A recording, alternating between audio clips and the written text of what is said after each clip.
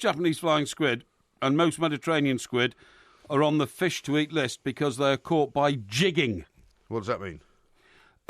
It's done at night and minimises the impact on other species. Yeah. Lights or lures. Lures? Yeah. Inspector Clouseau all of a sudden. Lures? No, they are called lures. No, they're called lures. L-U-R-E-S, it's right? Lures, yeah, it's a lure. It's not a lure. Yeah, but the lures are used to attract the squid, right, which are then snagged using a jig or a grappling hook. Grappling hook sounds a bit drastic. But what happens be a massive giant squid. This is Talk Sport. We are the Two Mikes, and I'm delighted to say that Mr. Mike Porky Parry is here. And it's time to say a very, very good morning to him. Very good morning to you, Mr. Parry. A very good morning to you, Mike, as well. It's the last show of the week and the last show for some time that we get you and me to air. That's true, actually, yeah, because I'm off on my holidays tomorrow. You certainly are. Yes. And I shall be, what's the word, prowling the country. Will you? Prowling the country, Blimey. looking at opportunities which, which can further the expansive nature of our communication message to our millions of listeners. You know, while we may not be on the air, the Two Mikes machine continues to roll along, doesn't it? And in fact... Nessun Dorma. Indeed. And in fact, we may have some big news, actually, before the end of the day tomorrow. Indeed. With a bit of luck, we will be making available for the first ever live podcast from the Edinburgh Festival. That's right. Which people will be able to go and download. So, we don't want to promise it just in case something goes wrong at the last minute. But with a bit of luck, if you keep watching us on Twitter at the Two Mikes and on our Facebook page, you'll be finding out where to go and get it. With a little bit of luck. Now, I'm hoping you're not going to sing 5 songs between now and the end of the first break. Although I did get a few compliments last night for my range of ability to do all that. Yeah. Now, as if in homage to Bobcat Bob, who makes his debut at home in Swansea, who's a brilliant man, and I keep saying to you he's going to be a great success. Yes. Tonight is, of course, Thursday night football. Which is this time the Packers against the Bears, which is one of the biggest sporting rivalries in the history of sporting rivalry. Oh yeah, and it's Green Bay, of course, against Chicago. Where are the Green Bay Packers from again? They're from Green Bay, Wisconsin. The Cheeseheads. Yeah, Cheeseheads. So they're actually. What do they call them the Cheeseheads for? Because they wear cheese on their head, and also Wisconsin is a dairy state. Dairy state. A lot of cows there. A lot of cows there. In fact, it was from Wisconsin that McDonald's actually dug up a field and took to Moscow when they opened their first McDonald's hamburger bar in Red Square in 91. They actually took the field with them. So it was American turf, and they replanted just outside Moscow. They took American cows, and they took an American team of farmers and all that. Did the Russians not fear that the cows might have been imbued with some kind of ability to spy on them? Well, I think you've got to remember that the Russian Empire was then so broke that they'd take money from anybody for anything. But you can imagine the old KGB saying, these American cows are coming in, we better scan them to make sure they haven't got listening devices in them or something like that. No, that's absolutely right. Because what McDonald's insisted upon was that the milkshakes had to taste exactly the same. Yeah. So they took a herd of dairy cows to produce the milk. They took a herd of beef cows. I mean, it'd been simpler just take the milk. No, not at all. They wanted to produce locally. They wanted to be able to say to the Russian people, by the way, you're just not importing American hamburgers here. This is going to... I've got a badge which says, you are a McDonald's VIP, written in Russian, which I wore on my lapel when I was in Moscow on that occasion. And everywhere I went, doors opened. If I walked to the Kremlin, a door opened. You know what I mean? Yeah, were they automatic? No, you idiot. What I'm saying is the guy standing on the door would see, wow, this guy's very important, he's with McDonald's, and bang, all the doors would open. So you pretended you were working for McDonald's? I didn't pretend anything. I was given the badge because I was an envoy with them. I went out there with them, and it was to quote exciting. The famous Mr. Alan Brazil, when we were having a little talk about this a few months ago. Oh, yes. In the early part of the summer. What does he know about it? He wasn't there. Well, you were telling him the story about how you took all these hamburgers back to your hotel. I did, actually, yeah. And they actually were good for currency. Oh, they were, very And good. he made that brilliant aside. Here you go, love. Yeah, well... There's a couple of hamburgers for you. Yeah, well, I suppose that you would appreciate that sort of basic Scottish humour. Yes, exactly right. Scottish yourself. Well, talking about fields, of course, this game, this very famous Packers-Bears game, is being played at Soldier Field, which is that fantastic edifice that we've talked about. What's Chicago. Soldier Field, which is where the Bears play. When you're driving through Chicago, it looks almost like a Roman temple. Yes, it does. You know, with those big pillars and everything. Yes, seen it. Tremendous. Now, we've got loads to talk about tonight, of course. Yes, not just Bobcat Bob, but also some very, very big games of football coming up, because Arsenal are playing Middlesbrough, and you'd have to say they may well get 3 points there. Absolutely. And they may well, because Manchester City are playing Southampton. Yeah, absolutely. I totally agree. And because they're playing before Manchester City, they'll no doubt top of the league tomorrow afternoon. Who are we talking about here? Arsenal. Of course, absolutely. Because they're on the same number of points already. Yes, absolutely. And it depends, of course, how the results go for the rest of the weekend. Exciting games. Most exciting has to be Chelsea-Manchester United, isn't it? Jose Mourinho's return to Stamford Bridge. And that's a traditional 4:00 Sunday afternoon game. And I have to say, it's... do you know the only thing I would say about that is... What? That it's not like the old Chelsea-Manchester United games when the two best teams in the country are clashing. It's not like that at all, it's a bit like, isn't it? We've already seen Manchester City Man United game, which was a bit of a letdown. We've also had Man United Liverpool start this week, which was also a bit of a letdown. And I mean, you wonder whether this will also be a bit of a letdown because neither one of those teams is playing at their best, are they? No, exactly. Although, did you see Man United won last night, 4-1? Well, not only did they win 4-1, they were quite convincing. There's all this sort of controversy about Rooney diplomatically handing over the penalty to Pogba and all this kind of stuff. You know what I mean? Yeah. You wonder what that's all about. Pogba has been a terrible disappointment so far, considering he's the world's most expensive player. He's getting better, though, isn't he? Is he? Well, he's definitely... I mean, he started off completely anonymous, right? Well, he still is, isn't he? Well, he's getting less anonymous. All right, okay, he was quite prominent in the game last night, but the game last night was against a weakened team. Yeah. He has to do that also, now. against a team who had already been shaken up by the flight over to Manchester. That's right. It was. Did you see the picture of the aeroplane's front windscreen? I did. Yeah. Smashed. Yeah, I know. It was rather worrying, wasn't it? It's amazing, isn't it, that in this day and age that you can still bring a plane, not bring it down, but I mean force a plane to land in an emergency way. Just because a bird flies into it. Well, what are you going to do? You'd think they'd be able to build a plane that's bird-proof, wouldn't you? No. How can you build a bird-proof plane? Well, you could make the glass bulletproof for a start. Well, it's not so much the glass; it's the birds getting sucked into the engines. Yeah, no, I know, but this one was the bird that flew in and crashed into the window. Yeah, but I mean, unless you stop birds flying, because that only happens when a plane's coming into land or taking off, because birds don't fly at 35,000 feet. If they did, there wouldn't be enough oxygen in the air to sustain their tiny lungs. They couldn't hold their breath. And they would fall out of the sky and kill people by landing on their heads. Well, that happens already. Well, I suppose so. It happens already. It happens. It happens in places like Siberia, where birds. Well, where they freeze. Yes, they freeze in midair. Birds who don't they know not to fly so high? No, you see, reach the sky. You see, migrating birds aren't bright enough to work out that the reason they're migrating is to get from an area of warm weather back to an area of cold weather in the autumn. You see what I mean? Yes. No, hang on. Is it the spring? Which way is it around? Is it? It's it's in the northern hemisphere. It's the northern hemisphere. That's right. So they're going. So they go to. So they fly south for the winter. Exactly. They fly south for the winter. Yeah. So let me help you out with this. What they don't realise is when they go over Brighton Beach and it all looks quite nice. Brighton Beach. Yeah. Well, when they're flying south. Yeah, they're flying south. Well, from Russia, from Siberia. No. They fly from Scotland to Siberia, don't they? Get into the cold weather. Well, that's not south, is it? Because it's Scotland to Siberia is south. No way. It is. Scotland to Siberia is east. Rubbish. What, you're saying that Scotland is further north than Siberia? Of course it is. Are you sure? Absolutely certain. All right, we'll have to check that. Yeah. Your geographical knowledge is not at its highest. No. So what the birds don't realise... I mean, you thought it was 100 miles from Ipswich to Norwich.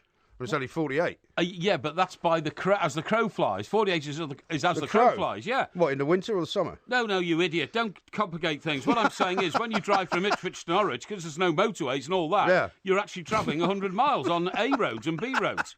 No, I know you find so amusing. Okay. So when the birds are flying south... I'm still confused about where these birds are going. When the birds are flying south, they don't realise the temperature changes so dramatically. Well, why? They must do. They don't. Well, why are they flying south? To get cold. No, they're not. They are. In the winter, they're flying south to get warm. Canada geese like to get cold. Well, then they'd fly north. No, you don't understand. You wouldn't fly south if you want to get cold. You fly south to get warm. No. It depends. I mean, I'm flying south tomorrow. You're talking about, where it's going to be warmer. Yes, exactly.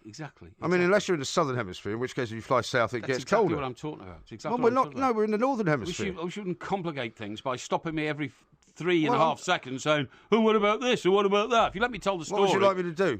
Shall I just leave you to do the show? Well, you can just stop interfering pointlessly. Okay. Just to trying to prove to people that you seem to know little or nothing about everything. That's true. Which is even slightly better off than you, then, isn't it? What I'm saying is, birds. You know this. I've told you this before. Right. Birds drop out the sky because of lack of oxygen at height. They like an aeroplane, goes beyond 35,000 feet. The fuselage would collapse if it went to sort of 80,000 feet because of the air pressure, right? Similarly... You say so. Similarly, a bird that sometimes flies like a Canada goose, goes up too high, bang, it's cut off from oxygen, has a heart attack, and it falls out of the sky and it kills people in places like Manitoba in Canada. Manitoba? There's many, many reports of people being hit by When was the last one?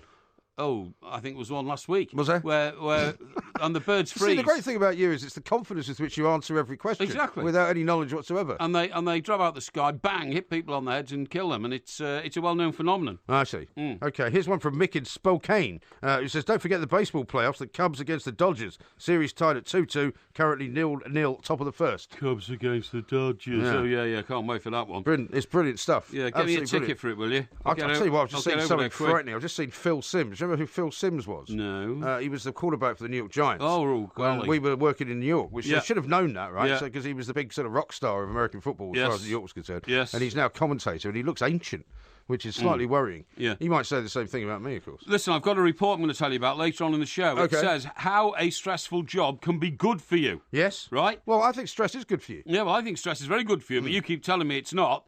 Well, but it also, depends on what kind of stress. That conflicts with another report which says work can kill you. Yes. Right? Yeah, well, I think, again, it depends on your job, doesn't it? So I think we'll have a look at these two reports, we'll discuss them, we'll compare them, then we'll come to a conclusion, OK? Absolutely right. Yeah. True enough. We are the two mics. This is Talk Sport. It's Porky Quiz night. There's lots going on. More coming next. It's a wonderful night. You gotta take it from me. It's a wonderful night. Come on and break it on down. It's a wonderful night. You gotta shake it from me. It's a wonderful night. Come on and break it on down. It's a wonderful night. Everybody can see. It's a wonderful night. Come on and break it on down. It's a wonderful night. This is Talk Sport. We are the two mics. Loads coming up, of course, including the Porky Quiz. It's on Ken Barlow, and I've got a tweet here from Matt, who says, seeing as Mike Parry harps on about Corrie quite a bit, I'll be generous and say he'll score 5 out of 10 on the Porky Quiz. Yeah, I predict 7. Okay. And also, I've been informed by my information device that basically somewhere, Aberdeen is something like 57 degrees north. Yes. Siberia is approximately 60 plus degrees north. Well, so it's actually further north, as I suggested. On a different part of the globe, though. Eh? On a different part of the globe. Yeah, well, it's east, isn't it? Yeah, of course it's east, but it goes in a sort of curvature, doesn't it? Yeah. Right. Well, I don't feel as if I've learned much from that conversation about birds. Well, I've told you all about it in the past. I was only recapping. I don't wish to go into it again. Thank you very much indeed. Excellent. Okay. And how about this from Steve about the new technology in flying? Yes. Listening on a flight from New York to Tampa. Thanks for the entertainment, gents. What, Makes live? the time fly by, yeah. How did you do that? Well, I guess they must have Wi-Fi on the plane. Yeah, I and suppose so. You can pick up some TalkSport online, or maybe he's got the app. I don't know. Well, that's excellent. It's a little amazing, step forward. And we do say this a lot, but do you remember all the times when they say, "Oh, you can't use your devices while you're on a plane"? Yeah, it's all rubbish, isn't it? Yeah, of course it is. Well, yeah, but for years they didn't know whether the signals that were making the phones work were interfering with the signals which made the aeroplanes fly. Yeah. All that was debunked a few years back, if you remember, when a load of political reporters were coming back from some summit with, I think it was with Tony Blair, actually. Oh, yeah. And, some major decision had been made, probably about the Iraq War or something. And they all started trying to use their phones about 10 or 15 minutes before landing at Heathrow, and they started finding out they were getting through to their newsrooms, oh, really? And actually filing from the plane. Yeah. Right. Everybody so found that out. That was all a bit of a myth. And I've got this from Mark, who says, any chance of wishing my bro Joe Sweeney happy birthday tonight? He's a massive fan of the show, listens to the podcast daily. What's his name? Joe Sweeney? Joe Sweeney. OK, let me tell you this, Joe. Da-da-da, da-da-da, da-da-da-da-da-da-da. It's probably not the first time you've heard that one. No, probably not, no. Yeah, we're the Sweeney, and we haven't had any dinner. Yeah, put your trousers on. Yeah, that's right. You're licked. Absolutely, yeah, that was a great show, that. It was tremendous, They I'll tell you what, whenever it's still on quite often I know, as well, yeah. in the afternoon, I know. if I have a sort of, leisurely moment, I'll occasionally watch a bit of it. Yeah, and me, because I like the start. Yeah. I love the graphics of the old Ford Granada, and the bloke who's driving it, who is Jack's driver, has got a pair of shoes on, which are so sort of dinosauric. Right. And I remember having a pair exactly the same, these kind of wide... Very big sort of clumpy slip-ons, things. yeah, big clumpy slip-ons and all that kind of stuff, And you think to yourself, was the world a better place in those days when you could actually park your car in Oxford Street in London and all this kind of stuff, I think it depends really on... Of course it does. On, I suppose, what you were doing and what you're doing now. Yeah. Somebody called Adam, who's obviously a fan of yours, sent in a story about a frozen turkey vulture falling from the sky. Thank you. After its wings became iced over in a blizzard. Thank you very much indeed. No, but that was what I would call extreme circumstances. Yeah, but evidence of the fact that what I tell you is what happens. No, but that's an extreme circumstance. Yes, there was a blizzard. But you see, the way you debunk everything I say as though it never happened. I don't debunk it. The problem is you don't research and read as much as I do. I find out things you don't even know about. Hang on, you haven't heard the end of the story. And then through your embarrassment at not having the knowledge I have, you tried to debunk it. No, you haven't heard the end of the story. Go on. It landed with a thud on the porch of Sioux Falls pastor Adam Weber, right? Yeah. Who sat straight upright and then made to hide under a table on the decking. And suddenly, as the bird defrosted, it got up and flew away. Oh, yeah, sure. It did. Well, I mean, There's that a could have picture happened. of it. That could have happened, but... They're very ugly birds, those turkey vultures. They certainly are. But you've got to remember... So it didn't actually die. No, OK, but the bird doesn't have to die to kill somebody else. If That's that bird true. had landed on somebody's head, it would have killed the person whose head it landed on. Yeah. By the way, Sioux Falls, what a fantastic name. Eh? Yeah. I went to... You know where I went once? I went to Lookout Mountain. Oh, yeah. And what a great name, that. Fantastic. And there is a Where mountain is that? there. It's in... Is it one of those kind of northerly Midwestern states? No. It's Tennessee. Tennessee, yeah. OK. Yes, Tennessee. And, of course, the reason why I knew about it was, I don't know whether you ever remembered, but at the time, the biggest hitting tennis player of all time was Roscoe Tanner. Oh, yeah. And he came from Lookout Mountain. He, at the time, had the fastest serve in the world. That's what I'm saying. He had the fastest serve in the world, and there's a monument of Roscoe Tanner in Lookout Mountain. OK. Did I say Lookout Mountain? You said Lookout Mountain. Lookout Mountain, that's right, yeah. Also, Graham tells me the Toronto Maple Leafs are playing tonight as well. Porky should like them as they play in blue and white. Mm-hmm, yeah. So we can keep you updated on that as well if you want. Yeah, well, I should like, do I like Birmingham City because they're blue and white? No. No. Do I like Chelsea because they're playing blue? No. No. So, Although I must say, I was a bit shocked to see Everton playing in yellow last week. Oh, that's their third strip. It's horrible. It's not. It's not. It's a lovely yellow strip. is not a colour that teams should play in. Everton played in the 1968 FA Cup final in yellow. I remember West Arsenal Bromwich used to Albion. play in yellow and blue. It used to be their away kit. Yeah, that's right. It did. Yeah, Charlie George wore yellow and blue when they won the FA Cup. In I just don't 71, like. Somehow I don't like it. I don't like it. I do. I think it's a lovely strip, and I've still got the picture, the team picture from '68. Alan Ball, Joe Royal, John Hurst, all wearing that yellow and blue strip. We lost 1-0 to the late great Jeff Astle, scored the only goal past Gordon from West Brom. For West Brom, West Brom, yeah. How about this from Jack? Yes. He says, so Porky thinks that birds fly south to get colder, and Siberia is warmer than Scotland. He's officially a lunatic tonight. No. I didn't say that. You twisted all my words. I did not. I was talking about the birds going back after the search for the cold spell back to their warmer climes. But of course, you turned it round. Well, no, I didn't. I said, well, they fly south to get warm, and they fly north. Of course, they do. when the winter's over. Unless they're in the southern hemisphere, obviously. It's pretty straightforward. Yes. David says this exciting start to the show today about cows heading to Russia. Yeah, a complete load of bull. Actually, that's a true story. No, that is. That's completely true and accurate, and it's a sort of detail which, I think has the gee whiz factor. People say, gee whiz, I didn't know that. Do you think anyone actually says gee whiz? Well, I'm not sure they do in this country, but they do elsewhere. Right.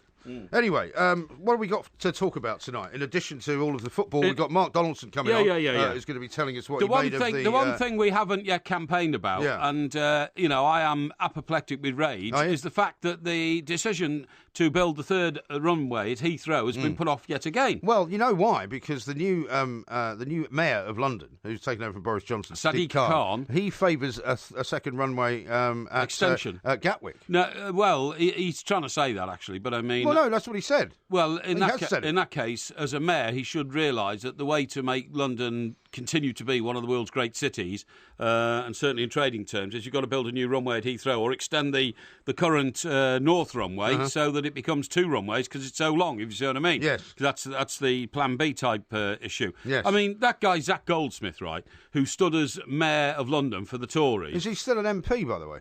He's threatening to quit if the decision is made to build a new runway at Heathrow. Is he one of these guys who's like a one-trick pony? Is that his only issue that he talks about? He's not just a one-trick pony. He's the son of Jimmy Goldsmith, a billionaire financier. So he's got pots and pots of money. He claims to be a Tory, but he hasn't got any policies. He's very green. He wants to sort of ban cars and all this kind of stuff. But as all these sort of policies. But as one of these, what you might call caring Tory types, I presume he's not in favour with the Theresa May crowd because they're a little bit more kind of hard-edged than Cameron, right? Well, he certainly doesn't want a new runway. You'll damage the atmosphere and all that kind of stuff. Well, if we go back to horse and carts, mate, it'll damage the economy. Yeah. But I met him once. A local MP in Surrey rang me up and said, we're having a rally for Zach, in his Mayor for London ring you campaign.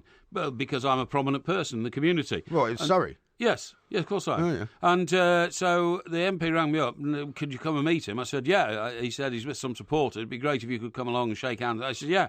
And he was the most limp-wristed in terms of, ineffectual limp-handed Who's that? handshake. Zach Goldsmith. Was he? A dreadful impression he leaves with people. He's got a one smile on his face. Well, I suppose if you're shaking 100 people's hands in one day, not everyone is going to be a strong handshake. Well, maybe he looked at you and didn't think he wanted to give you too strong a handshake. The secret of success in politics is that each handshake should be a strong one. But the point of my story is he looked gormless, completely and utterly gormless. Didn't look as though he knew what was going on in the world around him, let alone in the world at Heathrow. And if we don't build a new runway at Heathrow, the world will leave us behind. The French and the Dutch and even the Spanish will start building runways to get out to China, to expand trade and commerce, and we will just be left behind. Well, there's a lot of talk, actually, about Dublin becoming something of a hub, particularly, there's been so much kind of, what you might call disinformation or misinformation around the whole Brexit scenario. Yes. But there was talk that British Airways and some other airlines might actually make Dublin their base because it's still in the EU, and it might be preferable for them to have Dublin as their main hub. I think all this is a lot of baloney and talk. Yeah, it might well be. Of course it is, because you've got to remember that the problem with Dublin is that in one decade it's the tiger economy, and in the next decade it's a third world economy. I know. And that's the way it goes, because it's a country that, it pumps itself up. I don't think you're allowed to say third world, by the way. I am allowed to say third world, because third world means it's not the first world, which is the West. Yeah, but we call it the developing world. It's not the second world, which was but we call it the developing world. Iron Curtain communism. Yeah. The third world were the other countries. Yeah. And it's not a derogatory term. It's to say... yeah, but it is now. It's not. It's not. It's not, as far as I'm concerned. It's not. Well, I'm telling you it is. An area of special need within the world, and that's how I embrace it. Belfast Billy says, "Look Out Mountain is in Georgia, you plank." Georgia, well, that's next to Tennessee. It is, you're right. It's on the border. It is on the border. Yeah, it is, yeah. Chattanooga. Yeah, Chattanooga Choo Choo. I've been there. And when you go in, the Chattanooga Choo Choo... Well, you probably were there while you were looking at Lookout Mountain. Yeah, I probably was, yeah. Same trip. The Chattanooga Choo Choo Hilton, where I stayed, there's a lady, I'm told not me this. joking, she stands in the foyer, and as you get out of your car and walk towards the entrance, she actually bursts into song. Pardon me, all, is this the Chattanooga Hilton? Is it Pardon Me Boy? Pardon Me Boy, that's right, You get Bobcat Bob to sing it. Yeah, Bobcat Bob. Got you now, boy. Yeah. Pardon me, boy, is this the Chattanooga Hilton? She literally did. And... I'm afraid we're full. And my room was a converted railway carriage. Yeah. Because a lot of them are at the Chattanooga Hilton. It's actually called the Chattanooga Choo Choo Hilton. It is. How embarrassing. It is. This is a great tweet. Tweet of the night so far from Becky. Mike Parry is correct. Work can kill you. I've often thought old MG would strangle Porky to death live on air. It's a bit harsh. This is Talk Sport. Yeah.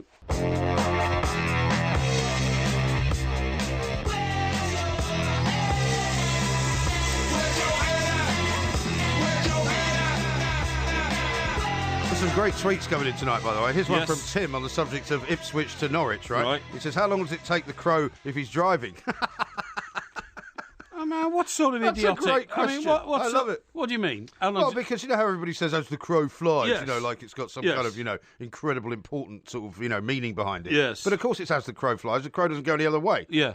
So as the crow drives, I think is a funny point. OK, well, look, I'll take that as a quip, right? But the point is, we all know that as the crow flies means a straight line. Yes. So on a map, you take a bit of string and you say that is like 48 miles. Yes, I realise that. Right. But when you're doing it on a road... This is a bit of humour. The Crows miles... don't drive cars. No, listen, I love humour, but not when it's at my expense. Is that to right? make me sound like I'm some sort of a jerk, because what I'm telling you... Of course not. You can clock up 100 miles getting from Ipswich to Norwich in a car. I've done it myself. Yeah. And it's a troublesome journey, I have to say. Yes, I was out in town. And that's why somebody should build a motorway to Norwich. I was out in town a little bit earlier on, not that far from here. Right. And it was around about rush hour time, and there was a big problem on the Jubilee line. It was all delayed and all that. Yeah. And I've got this thing on my phone which tells me how long it would take me to get home. Right. Which is normally 12, 15-minute drive, right? Yes. It said there's exceedingly heavy traffic. At this time, it would take you 45 minutes to get home.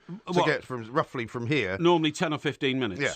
45 minutes. That's outrage. It's an outrage. And that is less than 2 miles. When is somebody in this country going to wake up to the fact that the shambolic transport policies in this country mean that we're grinding to a halt and that the economy will start to collapse? Because if you can't move goods around in a country, you are completely finished. You're knackered. Yeah. You're completely gone. If people can't get around to do business, you've had it.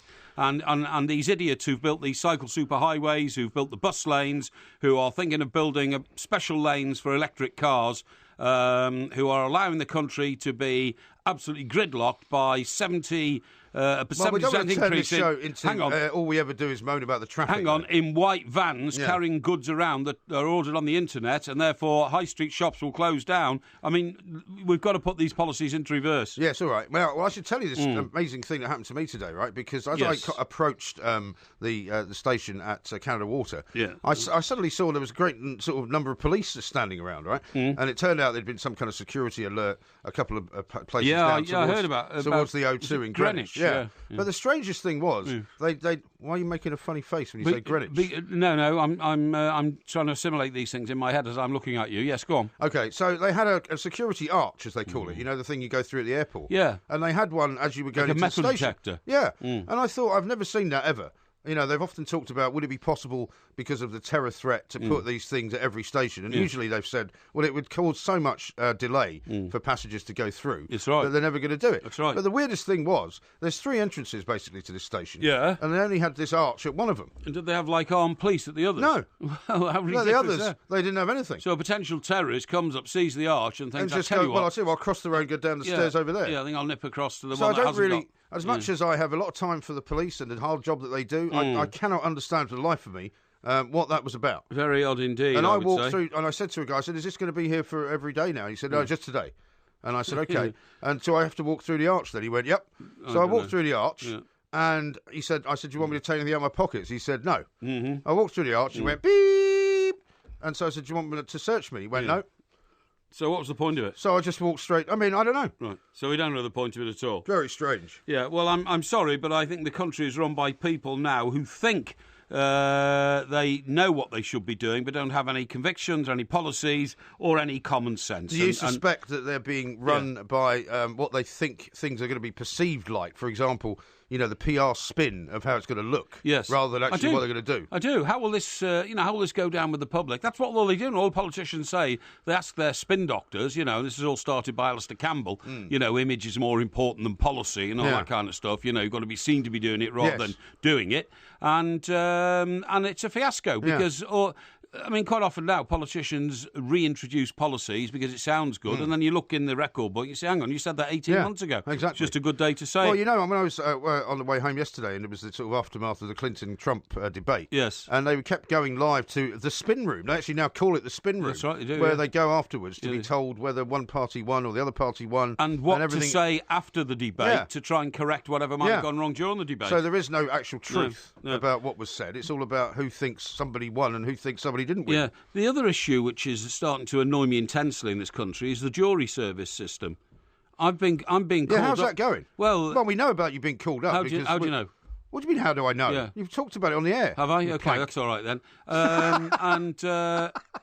Well, surely you've got a grounds now to go to the jury people and say, well, you know, I've already talked about it on the air, so I'm now disqualified. Well, no, it's not that. I thought it was responsible after taking advice from people in the working environment, shall we say, that I was supposed to tell the people who summoned me for jury service what my job was. And so I sent them a note. That must have been difficult for you. Yeah, well, I suppose it's difficult for some people to actually What did you understand. actually say? I said I was a broadcaster and journalist. Right. And they did you not say senior broadcaster and journalist? No, I didn't need to. They knew right away who I was. Okay. And they said, what does it involve? So I told them all this. And they said, oh, okay. So then I said, look, I'm not that. I said, I don't want to dodge jury service because I am a loyal citizen of this country and I believe very strongly in the freedom of democracy and I believe in the jury service and I wanted to serve on a jury to make my contribution. I said, okay. I said, the only thing is, you know, I don't know what to do if somebody in the jury room, you know, wants to approach me and ask it's actually not out of a question, is it? No, it said and ask me for a selfie. I said, because it sometimes happens, you know, and I would normally always say yes. I'm not even sure if you're on a jury that you're allowed to take your phone into the jury room anyway. It's not that. What I've found out is, and this is another, I don't know how I'm going to get over this problem. Yeah.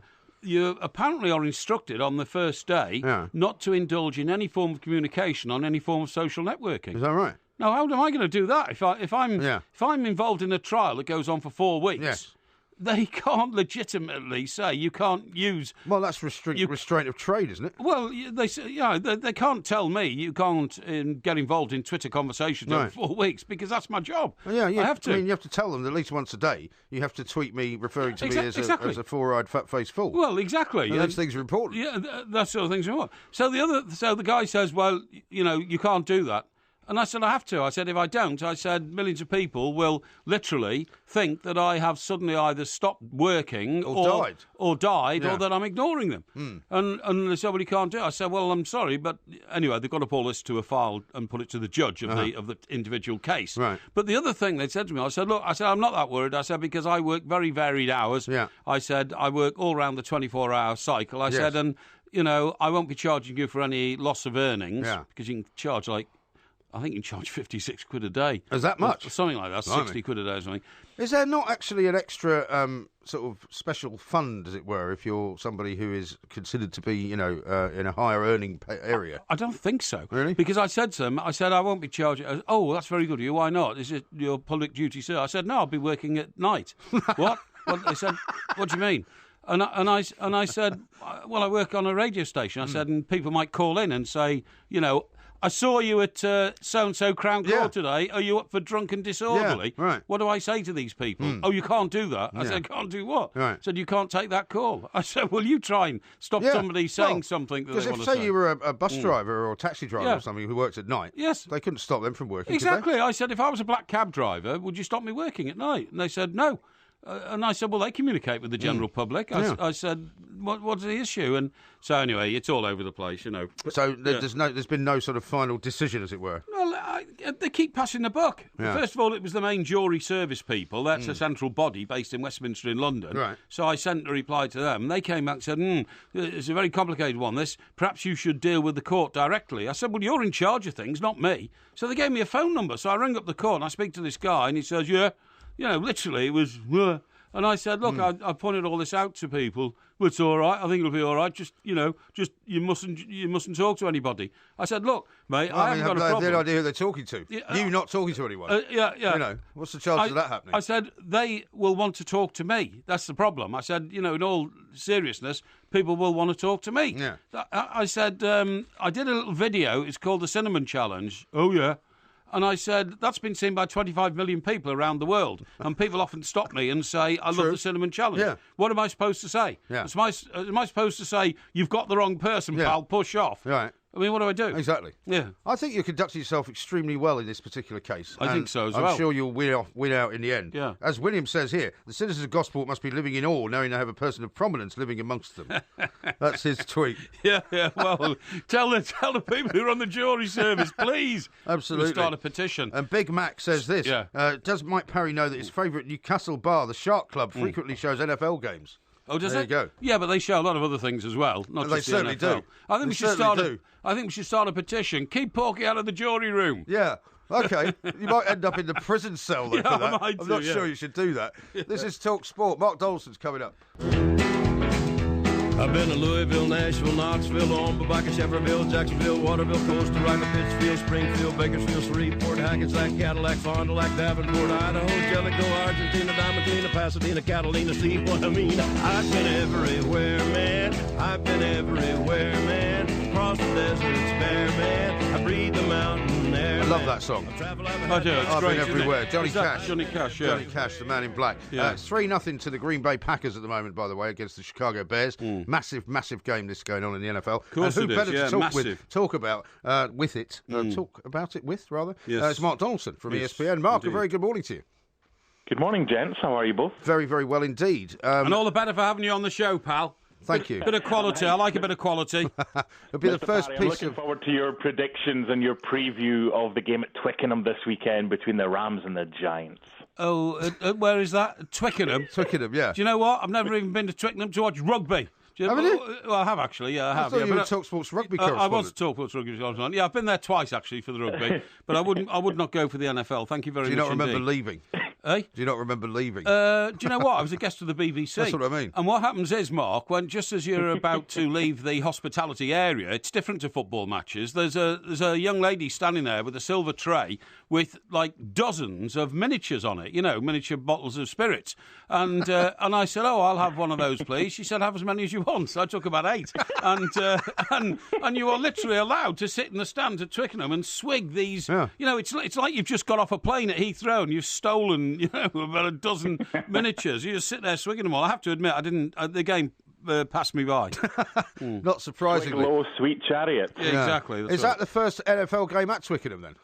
It will be, yeah, it will be. By the way, if you get a call in the morning, Mr. Parry, and it's from someone saying, we'd like to offer you some corporate hospitality with unlimited alcohol at Twickenham for the NFL, would you go?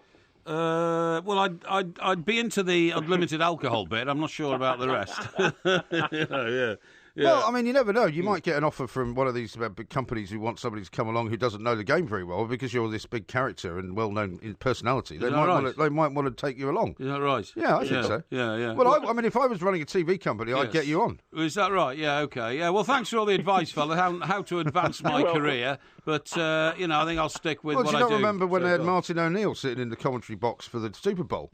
No. Because he's a big fan of NFL football. Oh, really? And they had Martin O'Neill sitting there talking about the game. Yeah, but I mean, he knows about American football. Well, it'd be funnier if he didn't know. Yeah, well, okay, yeah, maybe. I mean, they should stick to people like Ollie, what's his name? The Mail on Sunday. Ollie Holt. Ollie Holt, yeah, because he spends half his time in America watching NFL. Yeah, yeah, absolutely. Now we should also. Sorry, it's funny when you think about it. Remember how they had Michael Vaughan at Augusta? Yes. You take guys from sports and put them in other sports.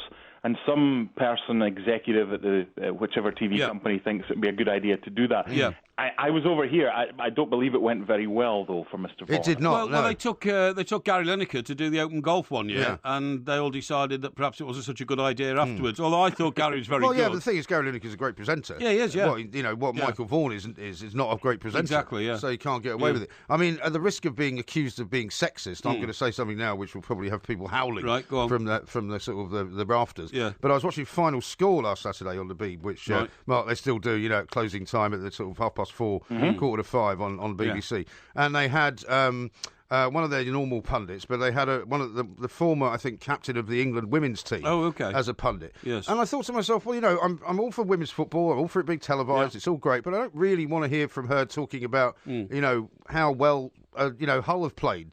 For some reason, it didn't seem right to me. No, well, she hasn't played in that particular discipline of that sport. She's played in women's football, not men's football. Yeah. What do you think, We've Mark? got something similar over here. We've got a girl who used to play softball called Jessica Mendoza, who's in the baseball booth on a Sunday night for Sunday Night Baseball. Yeah. And credit to ESPN for going down that route. But as you can understand, there's some people in this country that maybe have slightly backward views. But it's not about that, though, Mark, is it? I mean, you get accused of being backward. I get that. But the problem I've got over here is that I think she's very good at what she does. Yeah. But she could be the best thing since sliced bread. But there are certain blinkered individuals that because she's a woman commentating on a man's sport, they just don't want to know. They're not interested, and they don't hear what she's got to offer, and they immediately just say she's hopeless without listening to what she has to say. Yeah, no, that's not what I'm saying at all. What I'm saying is I get that. Is that, of course, everybody wants to see women competing at the same levels as men and all the rest of it. But when it comes to, I mean, you can be a presenter like, say, Claire Balding. I suppose it's a bit like Porky and I doing, talking about football. I mean, we've never played it at a high level. She's never played any sport at a high level, but she's good at what she does, so that's fine. But if you're going to take sports women out of a sport, which is women's football, which is nowhere near as good as men's football, I don't care which way you say it is, then I'm not sure it's a good idea. It's not the same, is it? I mean, it's like, you get the FA Cup and the Women's FA Cup. They have women commentating and they have women analysing women's football because they play it week in, week out. And I wouldn't want to hear a guy comment on women's football, someone who's like a Premier League player, if they don't watch it week in, week out. Yeah, exactly, because it's not the same game. No, anyway, it's not. Now, give us an update on the baseball, by the way, because I'm told that the playoffs are on as well. Yeah, we've already got, we've already got the Cleveland Indians through to the World Series.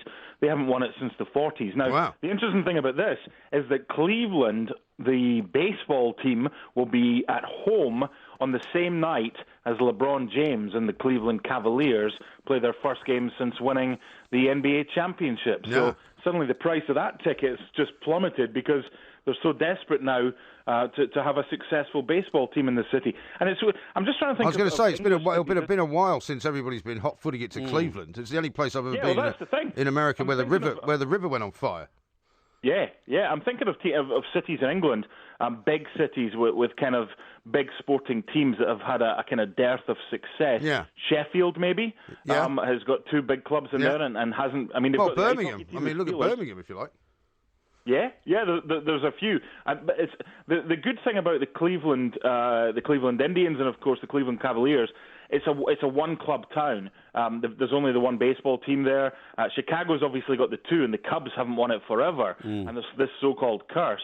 So there's a possibility of them getting through. They lead LA Dodgers by 1-0 at the top of the second there. So there is a possibility of Chicago Cubs against Cleveland Indians, and someone's streak is going to end, winless streak. Porky's really enjoying this, aren't you? Well, I'm just saying, the millions of people who listen to Talk Sport are now completely mystified as to why you two guys are prattling on about, teams whose names are mythical, sort of, they're things they see them on the back of a cornflakes packet, but that's about it in this country, really? You know what I mean? Well, let's talk about Pep Guardiola, something that's a bit more familiar to you. Well, I think we should, because Pep Guardiola's hit a bit of a watershed mark, hasn't he? I mean, a 4-0 trouncing back at the place where he literally gave birth to, one of the greatest football teams we've ever had the benefit of watching. It was a bad night for him. First half was okay, and then it kind of unravelled for him as well. Obviously, you guys have had a look at the morning papers, and we get them a couple of hours ago as well. And the interesting thing for me is some of the future of some of the Manchester City players. I'm not saying he wants a wholesale clear-out, but the big one is Aguero. And is there a relationship there? Is there a relationship that's an issue just now? I mean, he benched Aguero. Will he bench him this weekend? I don't think so. When Man City play against, I think it's Southampton this weekend.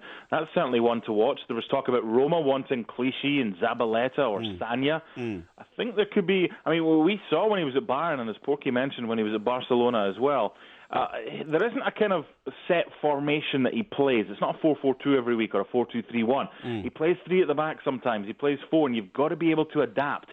Maybe he thinks that some of the Man City players can't adapt to what he wants to do. Yeah, he made a terrible mistake leaving Barcelona. He shouldn't have done that. But he left because he was feeling as if it was time to take a break from football, didn't he? I mean, remember he took like a year out. Yeah, because it was all getting on top of him. Yeah, well, that to me means he's finished. He's finished after that. He's never going to win another Champions League. He couldn't do it at Bayern Munich. He won't do it at Manchester City. Basically, he burnt himself out. And he'll never be the same person again. You may well be right. No, I am right. You might. Well, you're not often right. So let's not just let's not draw a veil over it until the end of the season, shall we? So you're predicting now that Pep Guardiola will never win the Champions League again. I absolutely know that for a fact. Okay. Yeah. And what about the Premier League? Well, I think he'll be very lucky to win the Premier League because I think there's too many other wily people in the Premier League up against him who know about it, including Arsene Wenger. And also, you might say that Jose Mourinho is in a similar place as well, Mark, because he hasn't been the same guy since he came back to Chelsea a couple of years ago, right? Yeah, and we did a piece on ESPN FC today with Rio Ferdinand talking about he's got the biggest job in the Premier League of kind of changing things around and having to do things with Manchester United. I disagree with that. Mike Phelan certainly got a bigger job at Hull City. But, we saw, or you saw last night, I saw earlier today, Paul Pogba. That's more like it from him. Here's one to consider as well. I know he brought in Ibrahimovic and Pogba, and I like Eric Bailly, but Manchester United without Ibrahimovic last night, they looked pretty good. Now, if you've got Ibrahimovic, you play him. If he's available to sign, you buy him. But that was a different kind of setup for Man United, and it allowed Paul Pogba more influence on the game. They played him as a number 10 at Liverpool. They kind of started him in behind the striker Ibrahimovic at Anfield, and he didn't see that much of the ball. So it's an interesting one for me. If Ibrahimovic is injured or gets suspended or whatever, does that allow Paul Pogba the stage? It's like the stage at Paris Saint-Germain. I did their game this week in the Champions League. Without Ibrahimovic, it's allowed Edinson Cavani the stage to step up. Is the kind of spectre of Ibrahimovic too much at Manchester United for the supporting cast? Yeah, well, you could ask that question. Time is getting short, Mark. I want to ask you this question, please. What about the Champions League final in New York City, as reported on the back of one of our papers here? The argument from the new UEFA president was that it's just as well flying to New York as it is to Azerbaijan, which is still classed as European football. Yeah. So, I mean, it's the European Champions League, right? For a start, the Champions League doesn't contain champions, so why not have it in New York? I think it's a daft decision. Yeah. I think it's for a jolly, but I think his point is that there might be kind of dark things happening when it comes to the bidding process and people getting things that maybe they shouldn't. I think it's crazy. I said years ago, Mark, when Wembley closed down, I said take the FA Cup final to Florida. Yeah. Because that would have made sense. You know what I mean? Why would that make sense in the Champions League final being there not? Well, because it's a British competition, not a European one. So how does that make it different? Well, it makes it different because the British have an innate relationship with Florida and the Floridians. And, the Floridians. The Floridians, yeah. I mean, they all go... Is that one of the 12 tribes? They go there on holiday all the time. It would have been a brilliant idea, but the opportunity was missed. This is a mad idea. Do you think nobody else goes to Florida? Sorry? Do you think nobody else goes there? Well, a lot of Brits go, don't they? Yeah, well, lots of other people from other countries go as well. You're going to Florida, in fact, Mark, aren't you? I'm going in about 12 hours' time, yeah. My flight's in the morning. I'm going down to Fort Lauderdale. Well, you're pushing off for a bit of holiday, are you? Well, I'm going to see the Bills against the Dolphins on Sunday. I've actually got a spare ticket, Porky. So if you want to come with me, I've got field access before the game. No, maybe you could get a tryout as well. Sorry, mate, I can't. I'm going to Wigan next week, and. Well, imagine a tryout as what? One of the goalposts? No. Running into him. No, I've got important things to do in Wigan, so thanks, but no thanks. Yeah, okay? Mark Donaldson, thank you very much indeed from ESPN. We'll be talking to him again very soon. Loads more to come here on TalkSport.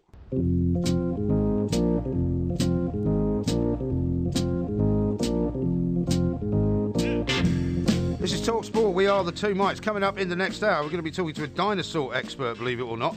Julia Clark, who's a professor from the John A. Wilson Centennial Fellowship. She's going to be talking about why our dinosaurs didn't actually roar. Yep. They used to make more like quacking sounds. Yeah. Which makes them sound a lot less scary, doesn't it? Well, it also... Are you going to say you don't believe it? Well, it begs belief, to be honest. Really? Well, who knows? Why don't you hear the evidence first? No, my ears are open. Are they? Yes. That makes a change. Yes. Steve says this: I know Porky didn't accept my drink offer at Dingwalls, but maybe he and yourself might wish me a happy birthday. No singing, please. Okay. Did I refuse a drink at Dingwalls? Well, it's not so much you refused to drink, but it was just before we went we got to Dingwalls and we went for a quick drink. And right. I think he was in the bar and asked if he could buy us a drink. And what's the chap's name? Steve. Steve, thank you very much indeed for the drink. Of course, I would have accepted it had I not been preparing for the show. And happy birthday. Thank you very much indeed. Now, we've got loads more tweets coming in on all sorts of subjects, right? And also, correction, Philip tells me, sorry, MG, the game is at Lambeau Field in Green Bay, the frozen tundra. It was a bit confusing earlier because everybody was lining up as the Bears at the... So basically you got the location wrong. I did, yeah. So this great game that you follow with great interest. Well, do you know how? Because if you read... And you don't even know where the game's being played. No, because if you read, like, for example, Liverpool v Man United, you know the game's at Anfield. If you read, Green Bay versus Bears, it's at Chicago. They got it wrong. Here's the news. This is TalkSport. We are the two mics. There will be a podcast coming out a little bit later on. And as I said earlier, we hope a bit of luck before the end of the day. Yes. Friday, that is. We should have available for you, for your delectation, a live podcast from our performance at the Edinburgh Festival. That's right. Which will be very exciting. Well, it's very exciting indeed. We're making it available, are we? Hopefully before close of play on Friday. That would be the plan. That would be the plan. Can we also sort of warn our audience that it is a new direction type podcast? Unexpurgated. It's unexpurgated. That means that it's come live from a live stage show performance in which the content could be said to be of an adult nature. Yes, indeed. And quite a lot of swearing. Yes, and for that reason, the method of acquiring it is different to just tuning into Two Mics TV. It will be, but all will be revealed. Yes, indeed. But you may or may not wish to take a view on whether to play it in the car with the kids as you drive that is absolutely true. Saturday football. That is true. That may not work out too well. Now, I've got some news for you. Tracy Brabin is the woman who's won the by-election in Batley and Spen. Well, that, of course, is where the tragic death of Joe Cox forced the by-election. Of course. But this is her. I don't know whether you would recognise her. She's a former Coronation Street actress. Yes, I do recognise her, yeah, I do. Yeah, she played a dippy-headed, sort of blonde neighbour. No, she did. Did she? She did. I mean... Did she have any interactions with Ken Barlow? I think she might have done. I think she might have had some sort of connection. But I mean, no. Pretty much everybody did, I suppose. Quite seriously, I'm not being sexist here. She was actually portrayed as a woman who couldn't get anything right, you know what I mean, and all that kind of stuff, you know. But I'm sure that's not the case now that she's been elected. Which party does she represent? The Labour Party. Well, of course she does, because the poor lady who lost her life was a Labour MP, wasn't she? Yes. Yeah. No, absolutely. That's right. Yeah. So that's very good. So we'll bring you more news on that. I mean, they do always say it's nice to have different people from different backgrounds in Parliament. Yes. So having an ex-Coronation Street actor, stroke actress, is probably I totally agree. Listen, looking towards what people are going to be reading tomorrow morning, I think we can't go any further without referring to the Harry Redknapp story. Yes. We mentioned it yesterday, We mentioned it, but there's a picture today of his poor wife hobbling, literally hobbling around with crutches and with her right ankle stroke foot in plaster.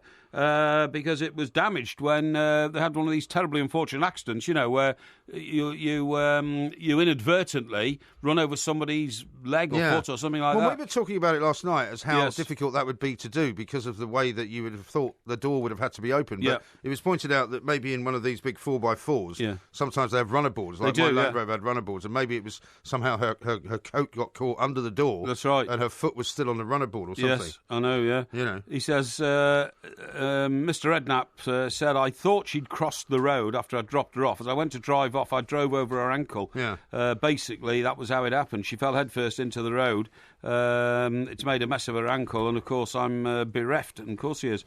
And a shocking thing, that. A very close couple, actually, Harry and his wife, obviously. So he will be feeling shocking about himself. But it's an accident. These things happen. Yes. It could have been a hell of a lot worse, and I'm not saying that to try and dilute anything, but you read sometimes of these almost unbearable tragedies where people reverse over a member of their own family, sometimes a child in their driveway, and all that kind of stuff. These terrible things can happen. Well, listen, I'm so careful when because my kids play outside a lot, and a family not far away who'd play with them sometimes. And it's a big sort of expanse, and you just have to be so careful all the time. Yeah. I always say to them, if you see any cars moving, just get out of the way. Just don't even be anywhere near it. Yeah. Now, just to go back to you having a go at me for getting it wrong on where the location of the football game was tonight. Yes. Andrew has tweeted.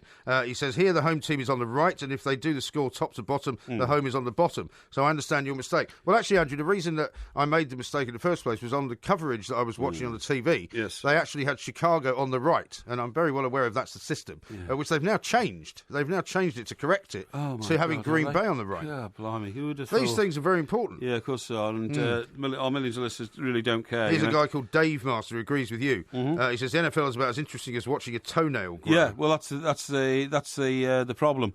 Now, I was going to tell you about this situation in which you can actually work yourself to death, or sometimes stress can be good for you. Yeah. And it's too competitive. From my journals, I've found two competitive reports, OK? Now, I want to know which one you think that you would recognise with. Well, do you know, I'm one of those people who thinks there's such a thing as good stress and bad stress. Yes, I do as well. For example, I mean, you'll recognise this scenario at work, because sometimes when you work... in some of the jobs that we've done, the stress of actually doing the job, i.e. collecting, the news, writing it, sending it off and drawing pages and all that, that's good stress. Yes. The bad stress is when people are trying to do you down, trying to, mess you up every single step you take. It's funny you should say that. It says that stress is good as long as you're in control. Yes. So as long as you are, able to control the amount of energy and input that you're putting into a workplace situation, that's fine. If you're on the receiving end of it, that's bad stress. Yeah. Well, for example, if you get a phone call and you're reporting on the road and you're running about Lookout Mountain or something, looking for Roscoe Tanner, and they say to you, look, you need to file a story in an hour. Yeah. That's what you know how to do, so that's not a problem. It's stressful up to a point, but it's fine. Yeah. But if, you're running around like a maniac and you file the story and then some idiot rings you back and goes, this is not what we want. Yeah. Well, you have to completely redo it. Yeah. That's bad stress. Yeah. Bad stress is also in a workplace where somebody who actually has a more senior position to you on paper but is incompetent in his job, is trying to tell you how to do yours. That is bad stress. Yes. And that's sort of office politics generally. Yeah, of course it is. Say. Yeah, people there's so much envy and malice in the workplace, and it can get out of control. But this report here says, they say hard work never killed anyone, but research suggests it could send you to an early grave after all. A study that followed more than 2,000 Americans, so this is a study from across the pond, in their 60s, over the course of 7 years, found that those who were in high-stress jobs and had little control over their working life, i.e. they were being told what to do, were more likely to die. Low-demand jobs reduced the risk of death by 15%, and those who were able to set their own goals and have flexibility at work were 34% better off. Now, the the alternative one to that, actually emphasises the third part of what I've just read. Most of us know that stressful jobs can wreck our health. But it seems if you have control over the work, it can actually be better for you. Researchers followed more than 10,000 workers, right? And they found, surprisingly, being in a stressful job with control over your workflow and the freedom to set your own goals is better for your health because it gives you control over the amount of stress you want to endure. Sure. Workers in more demanding jobs where they had this control were 34% less likely to die than those in less stressful careers. Yes, I think I would agree with that because there is. I mean, you can't just say all stress is bad. No. I mean, I used to find, and you might find this ridiculous thing to remark upon. Yeah. But when I was running the Mirror in Scotland, yes. it was a very exciting sort of high stress job. Exactly. And people were always trying to kind of. Is this the one where you played golf all morning? I sometimes played golf in the mornings, but it was always work related. It was always with somebody that was probably an important source. Yeah. And is this the one where after work in the evenings you used to go to the garage and spend about 4 or 5 hours in there, luxuriating in free champagne? Sometimes. Yeah, so it was a very stressful job, Well, obviously. it was, yeah. Golf It was in the morning, 24/7. lounging around in a nightclub for most of the night. Yeah, well, I haven't even told you what I used to do for lunch, but that's another story. But, no, I used to find that... within that working day, a 3 or 4 hour lunch, Well, it wouldn't include... No, if I played golf, obviously, I wouldn't have lunch as well. No, of course, because you come in at 2 o'clock and most people had had their lunch by then. Yeah, exactly, yeah. Yeah, but, Stay till about 7, would you, and then get off to the garage? No, I'd be there till about 10. Oh, really? Yeah, blimey, yeah. There's no point going to the garage at 7, there's nobody there. A few drinks in the office, no doubt, after 7 o'clock with the staff? No, I was very much involved in, designing the paper, drawing the pages. What, you never cracked a bottle in your office and invited the night editor in? Very rarely. Really? Very rarely indeed. Not sure, very rarely indeed. But my hair used to grow a lot, thicker and with more body when I was under stress. Really? Yeah. I used to find that. What, like you noticed? Yeah, I did, yeah. Yeah. What was the stress? The stress of getting back from the golf course to the office? No. And then... the stress was running a very, very tight ship. Right. Financially, had to be very careful of budgets and things like that. Yeah. We were working inside the Daily Record. You had plenty left over to stock the wine cabinet in the editor's office. You see, again, you're just trying to twist it into whatever you used to do. No, when you finally got given an office, which you had to share with somebody. No, I didn't. And then you had to change the lock surreptitiously and try and take it for yourself. No, not I had a massive big office with a big table in it and a conference room and all that sort of thing. Yes. And, the problem was that we were at odds with not only... rival newspapers from other newspaper groups, but also from within our own building. Yes. There's a Daily Record editor who was at the time a guy called Peter Cox. Was constantly trying to have me kind of neutered. Yeah, and constantly trying to stop us from doing things better than them. What happened to Coxey, by the way? Well, he ended up getting the boot from the Record. Yeah, he did. What's he doing these days? I don't know what he's doing now. Yeah. He was working for the Sun up there for a while. But it was a very stressful time. See, but for me, it was good stress. Yeah. Well, I know what you mean. Well, I'm getting told to break all the time now. Yeah, I know. Yeah, I find that quite annoying. Yeah, I found that quite annoying as well. I get all stressed behind the glass. I was put upon by one of Fleet Street's sort of giants, a guy called Bernard Shrimsley. Oh yeah. But I got my revenge on him. I'll tell you that in a sec. Okay, excellent stuff. Yeah. The game is still on. It is in Green Bay, of course. We'll keep you updated with the score. This is Talk Sport.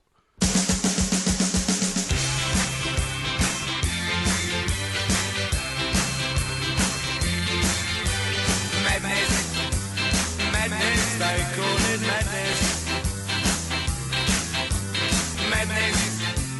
Madness, they call it madness. This is Talk Sport. We are the two mics. Lots more to come, including the Porky Quiz, of course. And we'll be talking about dinosaurs coming up in a little while. Yes. A few more tweets to read out. William says this: I'm going to highly recommend you to the jury service. You can't have a better person for jury service, the seeker of truth and justice. Well, I agree.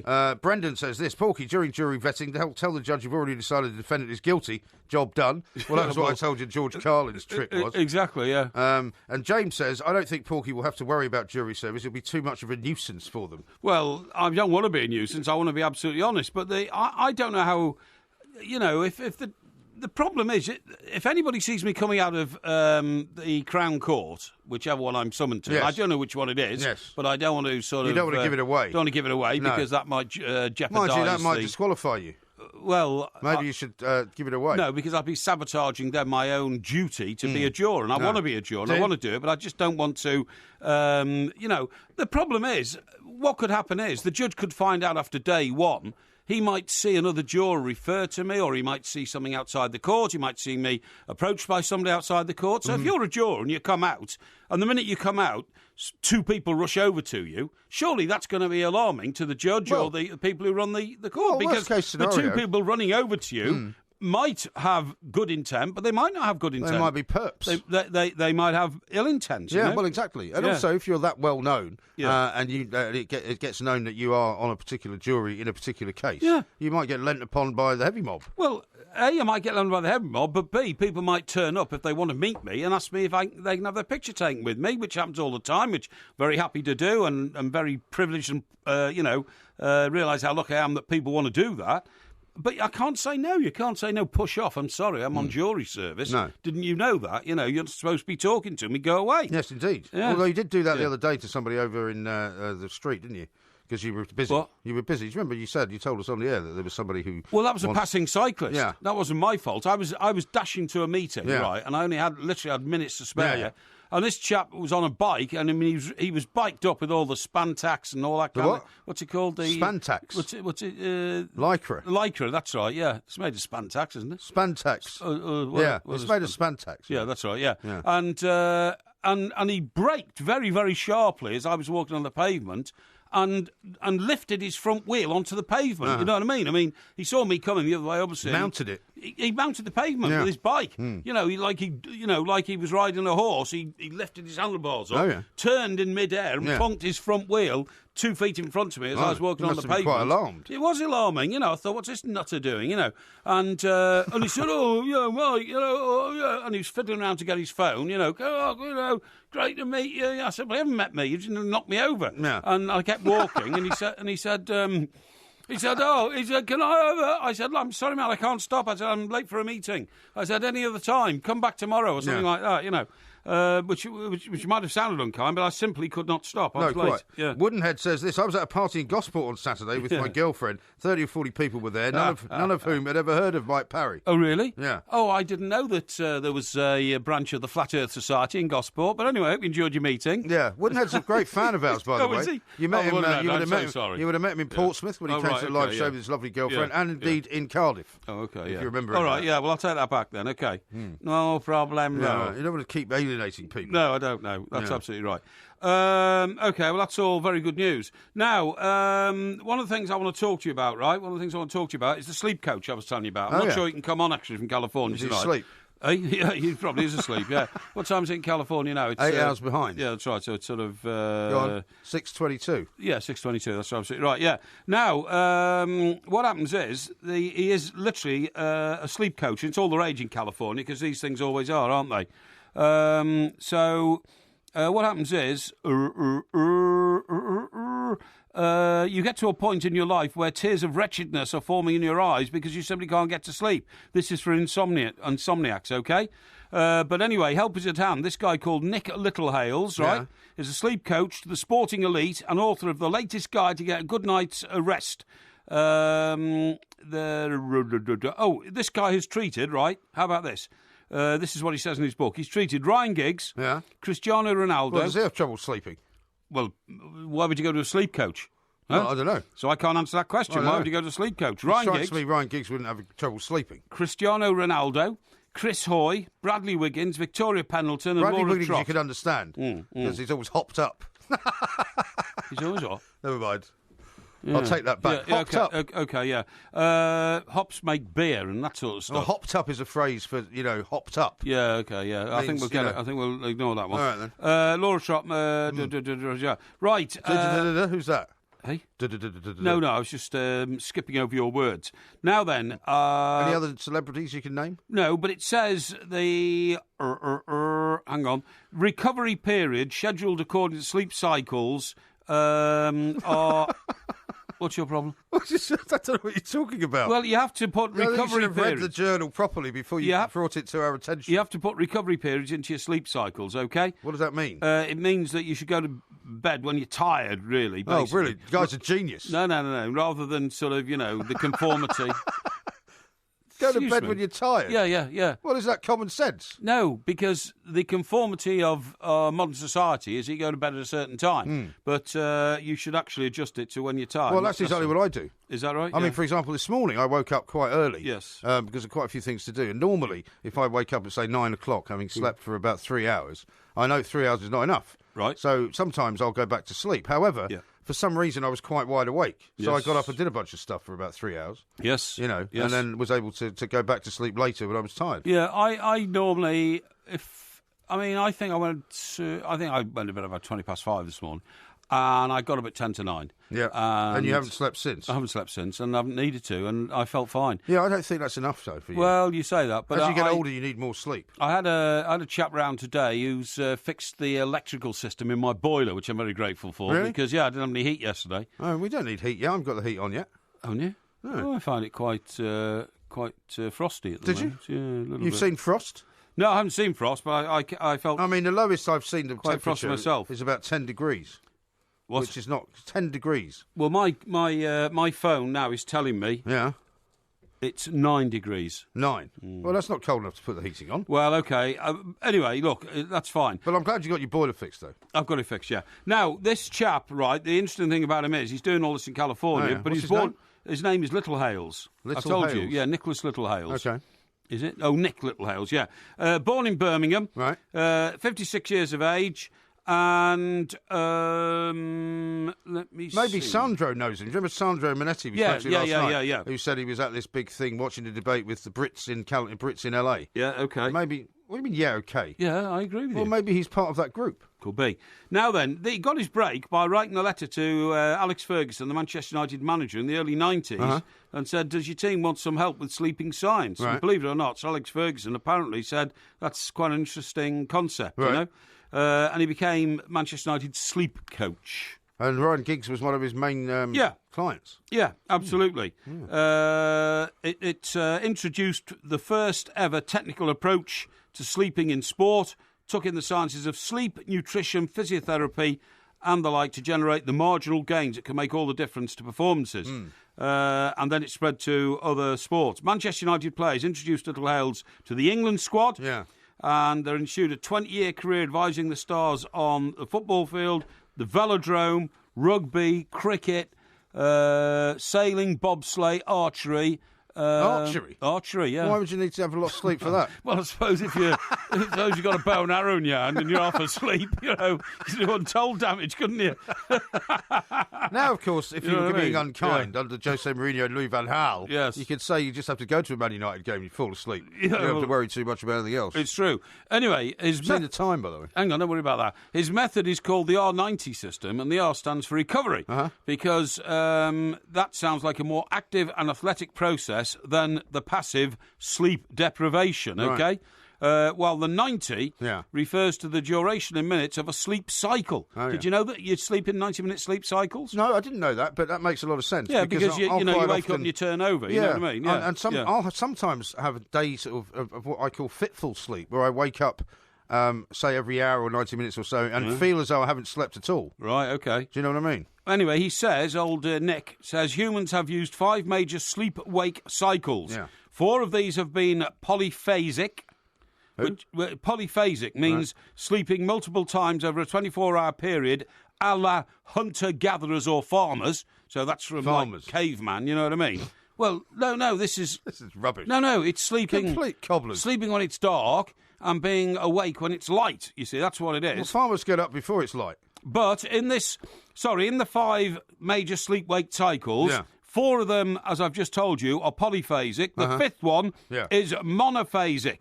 Okay? And that's the one-block approach introduced with the advent of artificial light. But our world and our body's natural rhythms have never adapted to natural light. So it's far better to stick to the polyphasic approach. Why are you shouting? I'm just trying to get it straight. Okay. You know?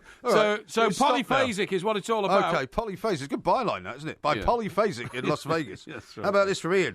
He says, talking about lack of sleep, he says, I'm listening live for the first time in ages. I've been woken up by the neighbour's horizontal refreshment. Oh, right. That's never good, is it? No, it's not good at all. No. Hard to go back to sleep. Indeed. This is Talk Sport. I want to dinosaur. What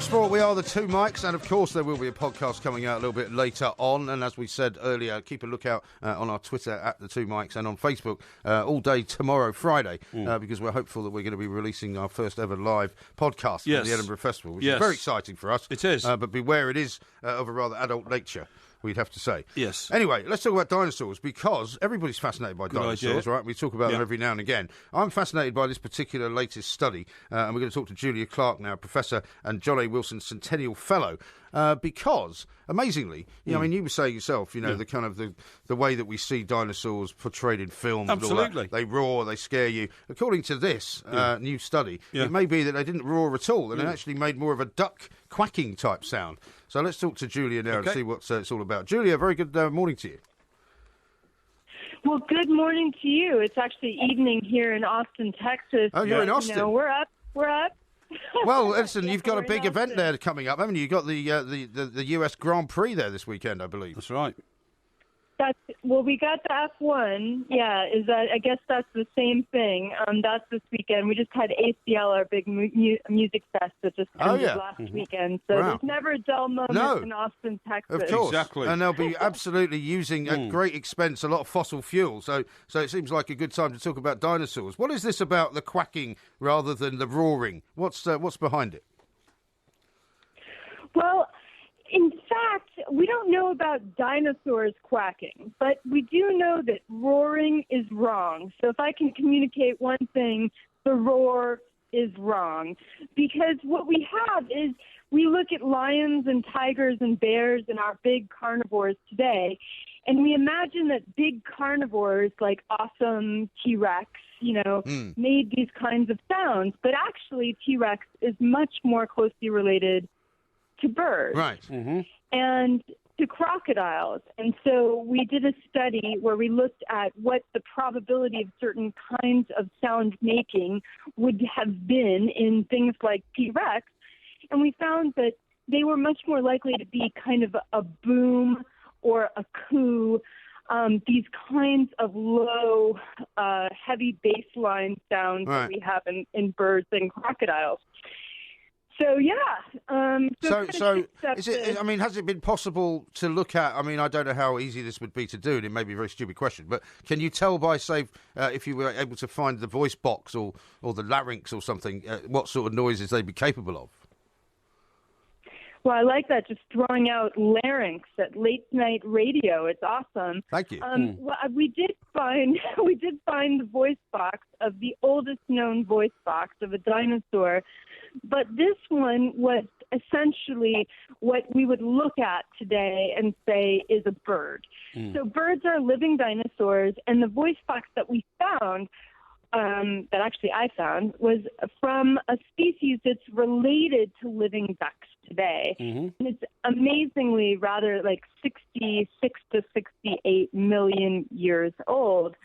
But this voice box indicates a lot of duck-like sounds. The fact of the matter is that things like T-Rex, which are much larger than the species that had this voice box, probably had sounds more like our living crocodiles today. Right, I see. Now, Julia, does that then, now that you know more about the sort of sounds that these gigantic animals were making, does it also indicate that their behavioural pattern may not be as we have seen it in films like, 1 million years BC, where dinosaurs go around eating people? Well, I wouldn't suggest anyone get their science from 1000 BC because that movie is just out of control. Well, it's more or less a vehicle for Raquel Welch in a fur bikini, isn't it? Yeah, it was actually. Well, probably. I mean, if you want a kind of fun dinosaur story, there was a guy who was involved in the novelization of the Star Wars films that had gotten into a lot. His passion was quote-unquote dinosaur pornography, and it really is very family-friendly stuff. It's a lot of bikinis, kind of Flintstone-esque. But in any case, the dinosaurs in those shows are not making any noise. So speaking of Raquel Welch and the like, but the fact of the matter is that, Yeah, I mean, when you see T-Rex in one of these movies or a large carnivore running after small children, and it's like, roar, big noise. I mean, do you make a large noise right before you eat a hamburger? I mean, that's not a... Well, it depends if you've had to run off. It depends if you've had to run after it, I suppose, isn't it? Mm. But I mean, the thing is, Julia, big animals do make big noises because they're bigger than human beings. I mean, an elephant makes a big noise. You know, it tarumps because it's a big. It tarumps. It, you know, you know, it's an elephant, and you know, a lion roars because it's a big, powerful animal. So what about a giraffe? So yeah, well, giraffes don't make any noise. No, but that's because their voice box is at the bottom of their neck. Sorry. Well, dinosaurs, compared to lions and elephants, have really long necks. And in fact, giraffes make almost no sounds at all. They make like a kind of minute sound. Can you hear me? Yes, we can, yes. And you're absolutely right. I've seen giraffes in Africa, and you're absolutely right. They don't make any noise at all. Well, one thing that happens in the evolution of dinosaurs is they get really long necks. So that presents a challenge to sound making. But the other thing is the most important context in which the relatives of dinosaurs, birds, and crocodiles make sounds are in territorial defense and in attracting a mate. So the whole idea of pre-hamburger sound making is unrealistic because actually big sounds are made when you exhale. So try exhaling fully and then eating a hamburger. It's going to be very challenging. That is very difficult. The idea that these things... Right. So, you know, there's a lot of unrealistic stuff, unfortunately, that's made it into the more recent Jurassic Park movies. Right. Whereas, actually, the early Jurassic Park movies were much more realistic. Yeah, absolutely right. Now, funny enough, talking of things like crocodiles, I mean, I'm not sure I've actually ever heard a crocodile making a noise other than maybe a sort of almost a clicking sound. Is that right? No, they can be quite noisy. Can they? They are noisy. Well, maybe they just they weren't interested in you. You weren't threatening. I'm not very threatening. I don't know you, Mike. So, but if there were a bunch. So I was at the Bronx Zoo one time, and they were breeding Chinese alligators, and the zookeeper took the lid to the chest freezer, like one of those really big freezers, like are very common in Texas, and dropped it and made this whoomp, this really deep whoomp sound. Yeah. And all of a sudden, the room was filled with this deep, booming whoomp, whoomp, whoomp, whoomp, whoomp. Well, that came out of all of the male alligator tanks. So they make... Generally speaking, larger animals make lower frequency sounds. No, and these guys make a kind of boom. Yeah, no, it's true. Julia, have you never seen the film Live and Let Die, where James Bond... This is again not a scientific movie. No. James Bond makes his escape from Alligator Island by tripping across the backs of all these alligators, and they all make that very noise. Yeah, they were all plastic ones, though. I have not seen that film, or at least not seen it recently, but I'm going to have to go. What about Crocodile Dundee? In Crocodile Dundee... It's also a work of fiction. No, it's not, but they used real alligator. They used real crocodiles. Really? Well, it was called Crocodile Dundee. Oh, right. Yeah. And you must have seen that film because it was based in New York. Absolutely. I want to put a shrimp on the Barbie. That's right, yeah. On the Barbie, right? That's right. That's the film, On the Barbie. Yeah, that's the one. Well, I don't think they used real crocodiles in it. Of course they did. No, I don't remember any crocodile sound making, but you can go on the internet, and one of the amazing things that birds, dinosaurs, and crocodiles all share is that the young communicate with the adults. The young tip. They go like beep, beep, beep, and the adults will carry them around in their mouth like if they're a crocodile. They'll take care of them. But when they get to the adults, they fight and they kill each other, and they make this deep, aggressive, rather booming noise. And that is a more probable sound than anything like a roar. Because if you think about it, a roar involves lips. It involves a sound that's distinctly mammal-like, like ourselves or like lions or tigers or bears.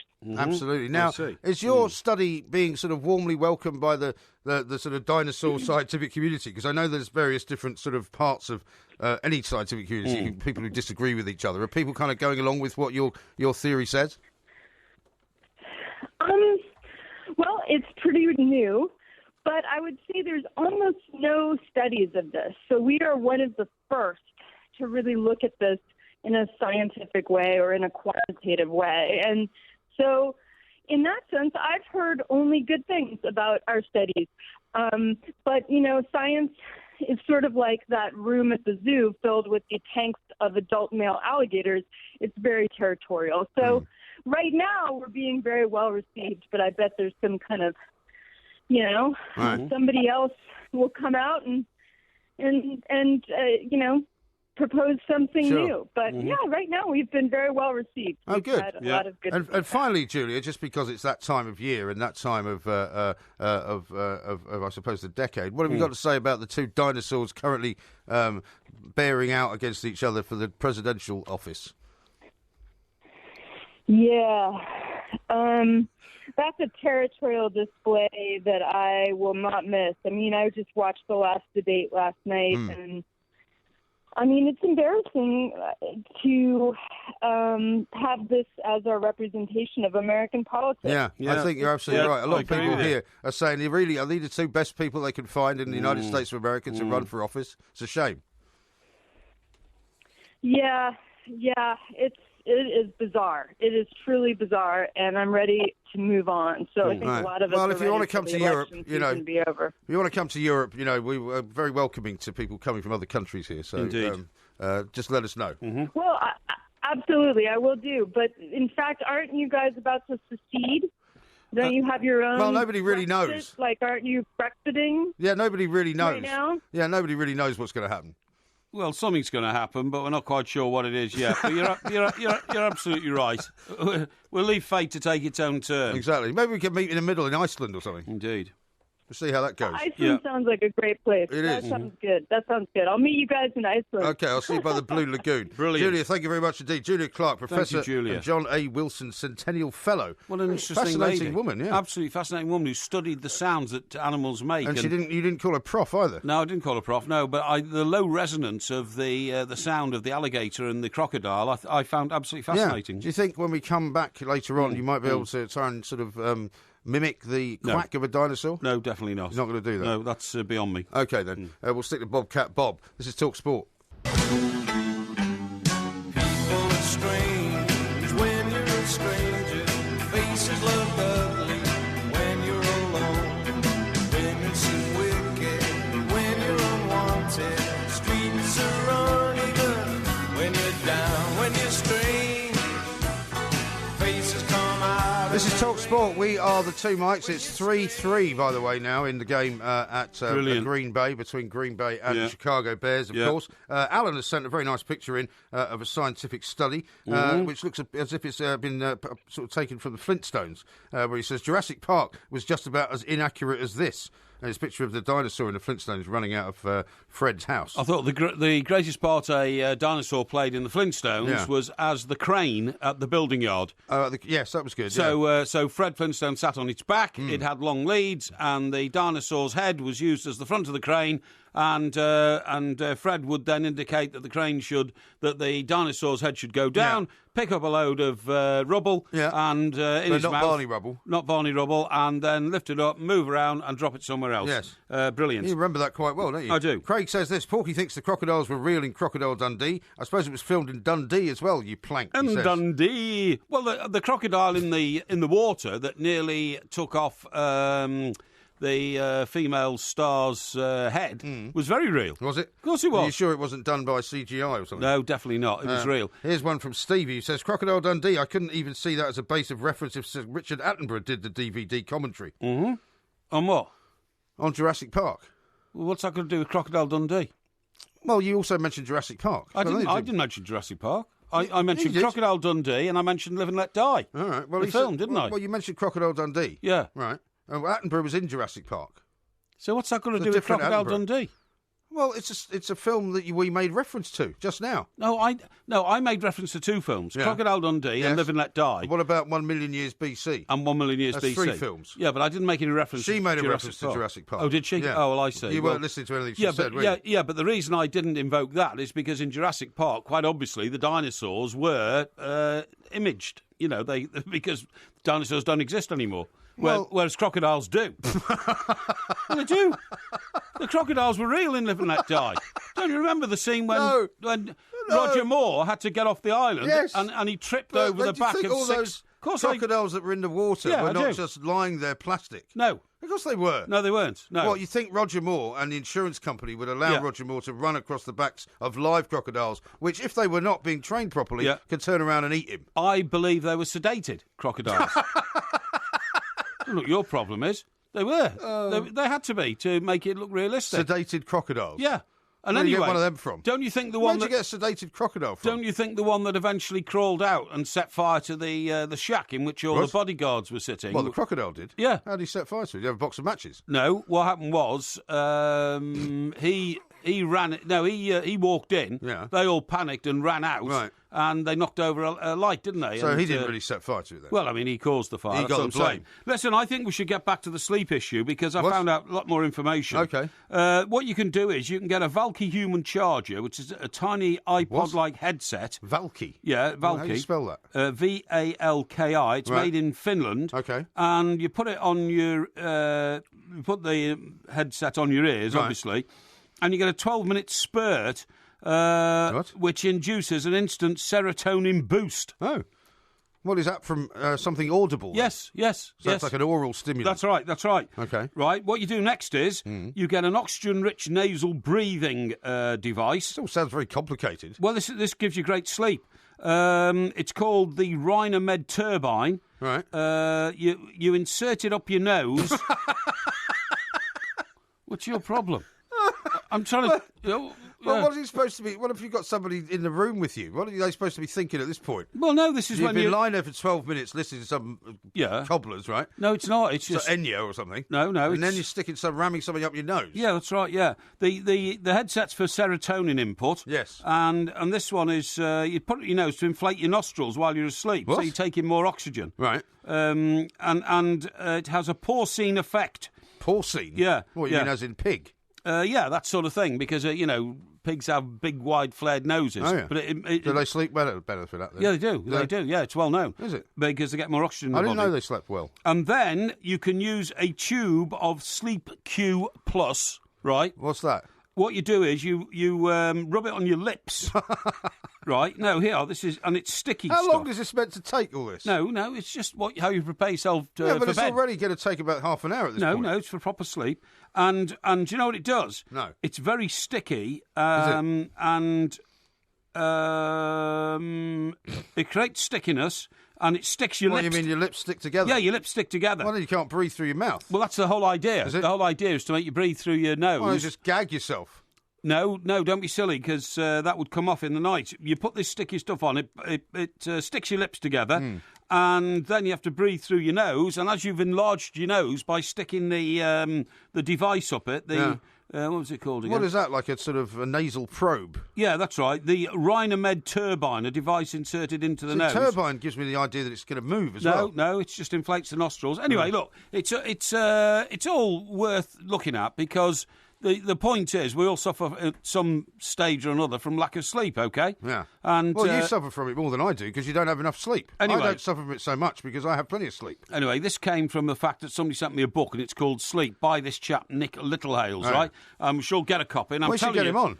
Yeah, we will do, and it'll change your life. Yeah. We put in a request for him to join us on our show, but as you're taking holiday next week and won't be here, then it won't be next week, will it? Well, I'm terribly sorry about that. I'll be catching up on my sleep. Now, Dave, the producer, has found some evidence that which he claims will support your claim that the crocodiles were real in Live and Let Die. Good. Now, I don't know whether you can have a look at this because seemingly there's some kind of rubbish on YouTube which says that all the crocodiles were real. Yes. I don't buy that for a minute. Right. Don't buy it. I'm watching now the actual video of that, and in fact, when Simon Templar, as he was, when Roger Moore got to the other end, right, was in it? he fell in the water and almost got eaten by a crocodile that chased him through the water. And the crocodiles were very, very real indeed. I can't believe I'm that telling for you. a minute. Yeah. How about this from Johnny? The thing is, I can tell you exclusively, it wasn't actually Simon Templar. It wasn't actually Roger Moore who was jumping over the crocodiles. It was a stuntman. It was a stuntman? Yeah, but he did fall into the... he did definitely fall into the water. Oh, okay. Yeah, no doubt about it. Yeah, well, it still don't look like a real crocodile to me. Yeah, but it looks like a real stunt, doesn't it? Well, the guy certainly does look like we've just seen the video on it, and they were real crocodiles. Yeah. So I'll accept your apology when you're ready. You said to me that the crocodiles were real when Roger Moore was running across them. Clearly not. They were. Well, it wasn't him running, was it? Well, when the stuntman ran across them, they were real. Believe me. Johnny says this. You said they were sedated crocodiles. Anyway, Johnny says this, and you've got to worry about a guy in this kind of state, right? He says, I'm tempted to wake my girlfriend up to listen, as she actually thinks dinosaurs are made up. Really? She doesn't believe that dinosaurs existed. Well, we do have examples, don't we, of the skeletal remains of crocodiles down the years. Well, there's fossil footprints and all the rest of it. Eh? Fossil footprints. Yes, that's right. Yeah, absolutely. Yeah. Now, Jason has very, very kindly sent in an idea, and I don't know whether you've seen his tweet. He listens to us over in California. Okay. He's found a tie that you can wear to the jury service, right, which has all sorts of compartments in it. He says you can wear it to the court, so you don't have to worry about leaving your trendy bag at home or having the bag taken off you. What do you put in this tie? Well, there's room for a pair of scissors. Yes. There's plenty of room for pens and a stapler, I believe.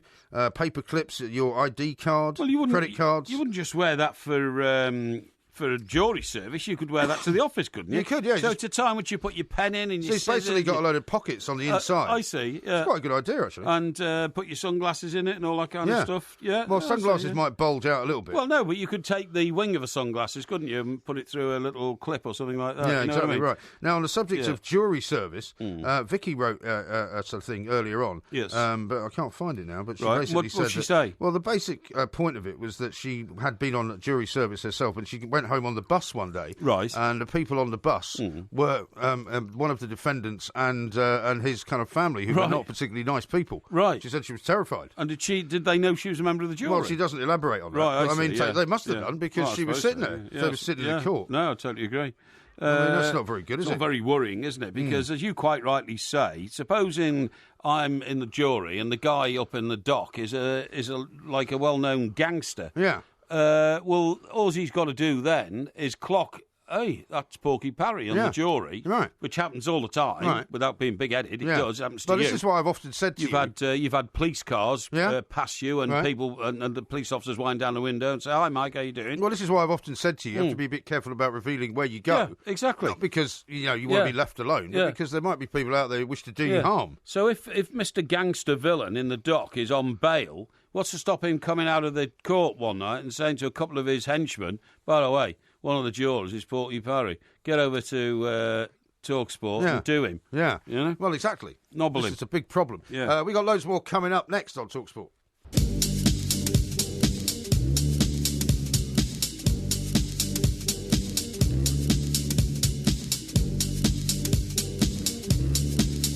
This is TalkSport. We are the two mics. Coming up in the next hour, it's time for the Porky Quiz, of course, and its subject matter is Ken Barlow. And, of course, he is one of the characters in Coronation Street. And as we were saying earlier, the new Labour candidate, new Labour MP, in fact, for I think it's Batley up in Yorkshire, has been elected. And she is a former member of the Coronation Street cast. Quite coincidental, that, isn't it? It is quite coincidental. The quiz tonight, the Porky Quiz, is on a leading Coronation Street character. In fact, the leading Coronation Street character, Ken Barlow. Indeed. And, of course, the questions I have not viewed yet, but they'll be handed to me soon from the independent quiz masters. Yes. And we'll see how well Mr. Parry can do. Because we have, I think, done a quiz on Coronation Street itself. We have, yes. Before. Yes. But not physically on him. Now, the reason we did this is because what happened was, in the plot, was Ken Barlow had a stroke. So I said, that's a good time to do it. Now, I've had a few sort of bleeding heart type communications where it was, how disgraceful. I fancy doing a quiz on a man who's had a stroke. He's a character, he's not a man. Yeah. The actor who plays him, Bill Roach, has not had a stroke, honest to God. Yes. It's not a problem. No, exactly right. Yeah. Well, some people do confuse the plots. I mean, in fact, newspapers did, didn't they? And when sometimes when the storyline became so ridiculous, that who was it? Deirdre that went to prison. Yeah, that's right. They had these campaigns raised on in the front Parliament. pages. Unbelievable. Yeah, it was, madness. Anyway, we'll do more of that coming up in the next hour. Right now, time for the news at 3. By the way, Porky, we ought to draw people's attention to our latest video, should we not? Which is also available on Two Mics TV. It certainly is. In fact, I might tweet it out again in this hour. I think you should. This is something we did last night after the show, which has you in one of your many disguises, doing a little musical number. Well, it was me singing I think you can only call it an Irish folk song ditty, which John Lennon did on Let It Be. Right. And it was it's quite ditty, short, isn't it? Maggie May. That one, yeah. They have taken her away. Yes. And she never walked down Lime Street anymore. And that was you know, when Let It Be was put together, they didn't actually have any records, Right. And the Beatles had disintegrated, so to speak. But there was a contract to produce one more LP. So Paul McCartney wrote the beautiful Let It Be on a piano on his own, more or less, and then sent it to. Well, they were barely talking at that point, weren't they? Barely talking, and for some unknown reason, George Martin had stopped producing their records after Abbey Road. Well, Abbey Road was the last one, if you see what I mean, the last one that they actually musically made. So then they had to go and find a load more material. George Martin apparently didn't want anything to do with it. They called him Phil Spector. Yes. The man who's now serving life, isn't he, in prison in California for shooting his girlfriend dead. Yes. And the Wall of Sound man. And he was called in and he had to put together a record with basically what was left on the cutting room floor and a few old Beatles tracks. And within all that sort of hodgepodge of stuff, John Lennon sang this ditty, Dirty Maggie May. And that's the one I've replicated to promote the fact that we are at the Academy O2 Arena in Liverpool. Well, the O2 Academy, as it's otherwise known. Is it the O2 Academy? The O2 Academy. Okay. Which is 2 weeks tonight. Is it 2 weeks tonight? 2 weeks. Yes, I suppose it is. Yeah, 2 weeks tonight. Yeah, because it's November the 4th, which is on the eve of boxing. Guy Fawkes. Guy Fawkes Day. That's right. Yeah, Guy Fawkes night. Guy Fawkes night. Very exciting weekend that, because I'm going to do that on the Friday night, and we get back to London on Saturday, and we've got a 2 mics warm-up show. We have. Then I shall be off to Chelsea to watch Everton play Chelsea in the 5 o'clock game. Very exciting weekend. Can't wait. It is a very exciting weekend. You're going to be unveiling your new pink shirt, aren't you? It's not pink. It's well, by when I say pink, I mean the company shop are called Pink Shirts. Yeah, I probably will actually. Well, I'm just tweeting it out actually on the 2 mics. Excellent, well Twitter. done. So if you haven't seen it yet, go and have a look. Yeah, that's it's great quite idea. Entertaining. Great idea. And by the way, whilst you're away, I shall be going to Goodison to watch Everton play West Ham. Oh, good. Oh, right. Which is a 1:30 Sunday kick-off. So be on the old Rattler, shoot up there, okay? And for those who don't know, we mentioned it yesterday, you'll be doing the warm-up with your old mate Andy Townsend. From this Saturday for 2 weeks. Yeah. And I'm really looking forward to that because Andy's coming in and we'll be talking all things. He's going to be very impressed with the new studios, isn't he? I should think he will Compared to what they were like when he was here years ago. Will be. Lee very kindly has updated me on the baseball. Chicago Dodgers 1-1, top of the 5th. Oh, blimey. Top of the 5th. Top What of does the that mean 5th. then? Well, it means the top of the 5th inning. Yeah, okay. Basically, the top of the inning. Well, they have 9 innings, right? And each What's team... this, the baseball? The baseball, Well, I knew baseball had 9 innings. I thought we were talking about American football before, weren't we? Well, we were. That's Chicago against Green Bay. Well, I mean, can you make your mind of what we're supposed to be talking about? Well, I told you I'd give you the baseball score if I could. It's the playoffs, right? Yeah. Because you heard Mark Donaldson saying Cleveland are already in the final, the World Series. Yeah. So this game determines who the Cleveland Indians will play. I see. And it's Chicago against the Dodgers.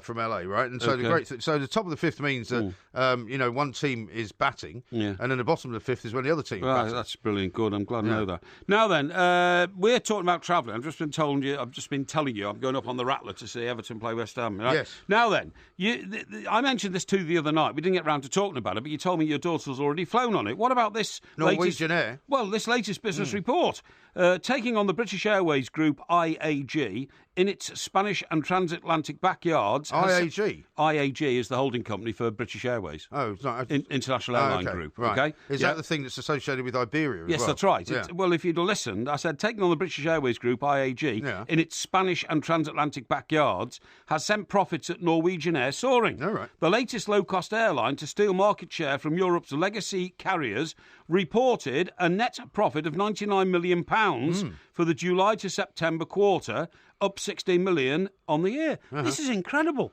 So these guys have opened up a budget airline across the Atlantic. Yes. It's an aeroplane with one level of seats, over 200 seats, 3 on each side and just one central aisle. Yeah. Very few galleys. Yeah. Apparently, the planes are tailor-built for them. Well, in order to get more seats in. In order to get more seats in. And also they're brand new planes, I think, which people like. No, they are brand new planes, and they're tailor-made for this sort of operation. Yeah. Norwegian's growth up 12% to 8.6 million passengers in the 3 months, bringing a 15% rise in quarterly revenues to 840 million, has come in attacking the Spanish market, traditionally the preserve of Iberia, and Vueling, the sister airline of British Airways. Yes. Well, I mean, I think for a long time, I mean, do you remember when we've talked about Freddie Laker in the past? Yes. And Virgin also fell prey to it. I remember covering loads and loads of things with Richard Branson when British Airways was sort of trying to price Virgin out of the market. They didn't want any competition. That's right. And with Freddie Laker, he was basically put out of business by the big airlines in those days, Well, who didn't like the fact that he was undercutting them. it was so disgraceful because not only was he put out of business by the big airlines in those days, they were state-owned airlines. Yeah. So he's put out of business by state-funded competition. Yes. It was a disgrace. And for a very long time, budget airlines have never really been able to make a success of flying transatlantic. Exactly. But now they are, and I think it's great news for anyone who wants to fly. Yeah. And as I said, I'm flying with them tomorrow. Yes. I'm not going to give away the destination. Let's just say somewhere in Italy. Yeah. And I'm flying Norwegian Air, so I'll come back and give you a report on how good they are. Really? Yeah. Well, that's interesting because, look, what it says here is it says Norwegian, that's the name of the airline, not the country, although I suppose they are Norwegian-based, are they? I believe so. Yeah, it must be, yeah. Yeah. Norwegian. I don't know why they call themselves Norwegian Airlines otherwise. Well, do you think that's funny, do you? Okay, so... Well, British Airways are where? Britain. In Britain, Yeah. yeah. So they Air France, where do you think they're from? In France. Yeah. But Norwegian might have thought it was just a nice name for an airline. Well, you wouldn't go, let's call it Norwegian Air if you weren't based in Norway, would you? All right. Well, answer this question for me then. What was the nationality of the man who wrote the song Norwegian Wood? What? That's got nothing to do with it. It has That's a everything song. to do with it. It's not a flagship airline from a country. What was the nationality of the man who wrote the song Norwegian Wood? No, he was British, wasn't he? Thank you. Yeah. So you're using that logic? Yeah, I am. Because that was What a was song... the nationality of the man that wrote American Pie? He was American. 1-1. Yeah, no, not at all. Not at all. Not at all. All right, you think you want to be clever? Let's have another go then. You want to be clever? Let's have another go. Okay. What was the nationality of the man who wrote Blue Spanish Eyes? Do you mean Spanish Eyes? Blue. Do you mean Spanish Eyes? Spanish. I don't know. I'll take a wild guess. Spanish? No, American. Really? Yes. How do you know he wasn't a Spanish antecedent? No, he wasn't. So stick that in your pipe and smoke it. Okay. Who was? What was the nationality of the man who wrote "Tie My Kangaroo Down"? Sport. Australian. No, he's English. Who? Rolf Harris. No, he was an English emigrant. An English emigrant? Yeah. Well, he was Australian then. No, he wasn't. He was English. Who, Anyway, you're telling me Rolf Harris is English? let me just finish this, right? Please. I don't This think is we should talk about important. him. This is important for our millions of. He's like the other man that must not be named that you named the other day. Exactly. Right. Norwegian take the battle further by using its growing fleet of long-haul 300-seater Boeing 787 Dreamliners. 787s, wow. Yeah, 787s. Where are they based? Hey? Where are they based? Norway. Sorry? Sorry. What, Norwegian? You want to know where they're based? Yeah. Where in Norway? Stavanger. Who? Stavanger. Not Oslo. No, because the airport in Oslo was not big enough. Uh-huh. It's why Ryanair went to Stansted in this country. No, they went to Stansted because they didn't want to pay the fees at Heathrow. Well, that's good business. That's the other reason. Anyway, what it says is, did you realise this? Norwegian has already shaken up the UK-US market with the launch of its 135, that's £135, one-way flight from Gatwick to the US. Yeah. That is amazing. It is amazing. And they've already got plans underway to fly from Spain to Latin America. Yes. So, like Buenos Aires. So and all that'll that kind be of in stuff. direct competition with that IAG mob because a lot of them go from Madrid to Latin America. don't they? Absolutely. It's Iberia, isn't it? The Spanish It is, airline, yeah. It's Funny enough, based in Spain. Indeed. Its transatlantic service means that it accounts for 1 in every 10 passengers now going through London's second airport, that's Gatwick. And guess what? I'm just looking at their website. Free Wi-Fi on board. Free Wi-Fi? Yeah. What does that mean? What do you mean? What does it mean? It means there's free Wi-Fi. Means that's why you can listen to the two mics while you're flying. Oh, I see. Right. Okay. Wi-Fi. Yeah, you know that's what good. Wi-Fi is. Yeah, I wonder whether that will only link to like laptops rather than phones. What? Right. From next spring, it will take delivery of the new extended range short-haul aircraft, the 189-seater Boeing 737 Max. What are you laughing at? Huh? I'm trying to tell you. Yeah, great. And the aim is to deploy it on routes from Manchester and Edinburgh to New York and Boston. How about that? And how about this, right? It says if you're touring with your tuba, depending on its size, your instrument can be transported in the cabin or the cargo hold. That's brilliant. I found out who owns it. See the time, by the way. Yeah, don't worry. I'll just tell you this. Somebody Norwegian. Exactly. It is our best quarterly ever result, said Norwegian's founder and chief executive, Bon Kjos. What's your problem? Hey? What's his name? Bjorn. Bjorn Kjos. Okay. Let's talk sport. Bjorny. I once had a girl, or should I say, she once had me. She showed me her room, isn't it good, Norwegian wood. told me to sit anywhere. Famous Norwegian song. Indeed. Do you know what that was about, by the way? Norwegian Wood? Yeah. Well, it's about a girl, isn't it? Yeah, but everybody thinks it was about him going to... You know when they made Help? And they made the film and they did all that stuff in the snow in Norway. And they made all them sort of strange sort of hieroglyphic messages for the cover of the LP Help. Yes. So everybody thought that he wrote a song inspired by a wood in Norway. Yes. But it wasn't. What happened was, in the swinging 60s, apparently, the trendiest people in town had furniture made of Norwegian wood. Oh, right. And unless you had bought that from the Mary Kwan store down King's Road, you were nobody. Oh, that was the thing to buy? Yeah, exactly. Oh, yeah. okay. Yeah. Fascinating. Just thought I'd let you know. Thank you very much indeed. Here's one from Craig who says, another pronunciation error from Porky. It's not Vueling, it's pronounced Booling with a B. Booling. El Well, there Flanco. you go. So it's Bjorn Booling. That's not bad, is it? It's Well, a good I name. suppose so. And here's one from Eddie who says, Abbey Road was made after Let It Be. Hashtag plank. Well, no, it wasn't actually. Abbey Road, the last words the Beatles ever sang were, and in the end, the love you make That's on Abbey Road. is equal to the love. Well, that's on Abbey Road. That's the last of Abbey Road, right? Right. That was the last thing they ever recorded. Let It Be was put together from bits and pieces that had been recorded up to... Paul McCartney wrote One After 909, which was a track on Let It Be, when he was 14. Oh, did he? In his in the parlour on his dad's piano. Right. Yeah. Oh, well, there we according are. to the cover notes, yeah. Okay. So there we are. Right. We're edging closer and closer to the Porky Quiz, of course. Indeed. I hope you've been doing your research on Ken Barlow. Yes. I've done what I can. I know a lot about Ken anyway. But I've topped up the gaps in my knowledge as I always do on these things. You know what I mean? Yeah. All right.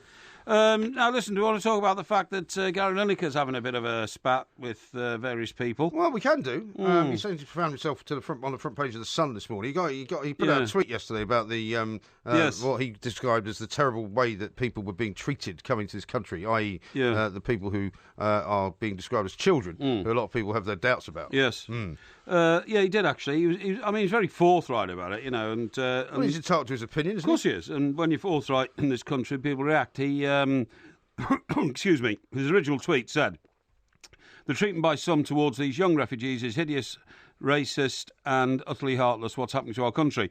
Thing is, what Gary didn't know then, and we're still trying to sort of get to the bottom of it all, is what exactly was the determination of the people who were labelled as children. Well, as we often end up arguing about on this show, the problem again with this story is that depending on your political perspective, you take one side or another. Exactly. So that if you are, say for example, sympathetic towards them, and you say, well, they might look a bit older than people who are teenagers in this country. Why are we being so horrible to them? That's you right. are considered to be a liberal lefty. Yeah. If you, on the other hand, post sort of things taking the mickey out of them on Facebook or on which loads of people have been doing, and suggesting that in fact they're all in their 30s, or if you're a newspaper, you're a rabid right-wing nutter. Well, that's right. Doesn't seem to be anywhere in between. No, in the middle is the. Which, so in the end, my belief would be that Gary Lineker's entitled to his opinion. I don't necessarily agree with him. It's not a black and white issue. But I don't particularly want to discuss it at any great length, to be honest. No, I totally agree. Do you know what I mean? But I mean, Gary Lineker is a very famous man in this country. He's one of the best-known faces, and therefore it becomes a very newsworthy issue when he gets himself involved in a very heated discussion like that. Here's one from Callum. Who says, "I flew Norwegian recently from Edinburgh to Stockholm.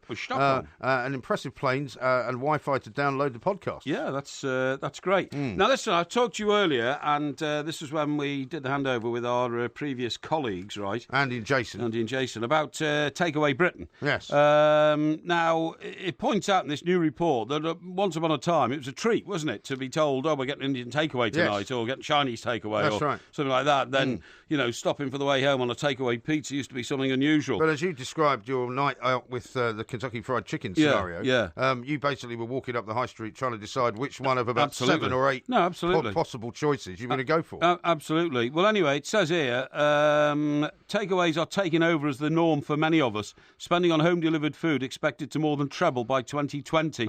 It's put down to people working longer hours, the fact that both parents work in many families, and convenience food has become acceptable in the form of takeaways.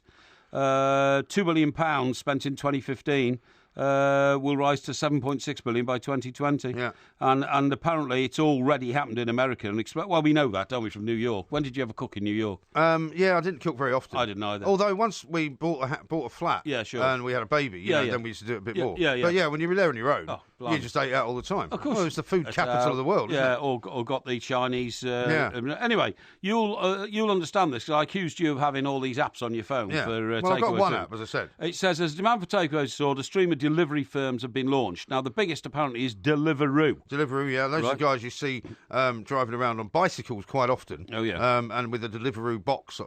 Basically, they hire people to do sort of what you might call piecework, you know. So you could go and get a job with Deliveroo tomorrow and say, look, I only want to work Saturdays. Right. And you do... So it's like a taxi service for food? Practically, yeah. Yeah? And you turn up with and your own is that bike. any food, or is that from Deliveroo Well, what Deliveroo outlets? do, sounds like didgeridoo, is they will go to specific restaurants. Oh, I see. So the restaurant makes the food.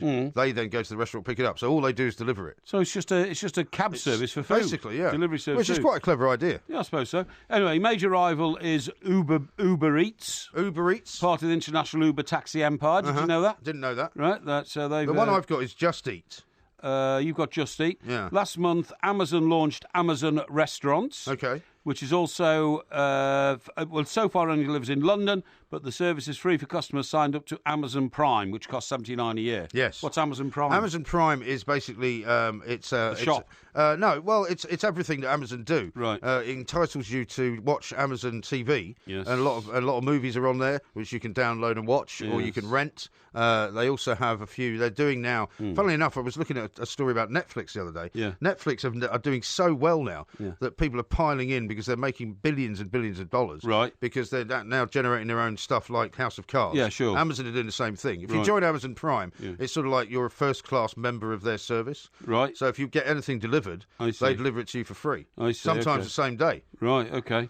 It says here that even established chains now are having to go down the takeaway route because there's such a demand for it, and that the only way they're going to be able to be profitable as they get, there's an inverse equation. As less people are going to restaurants, more people are eating out.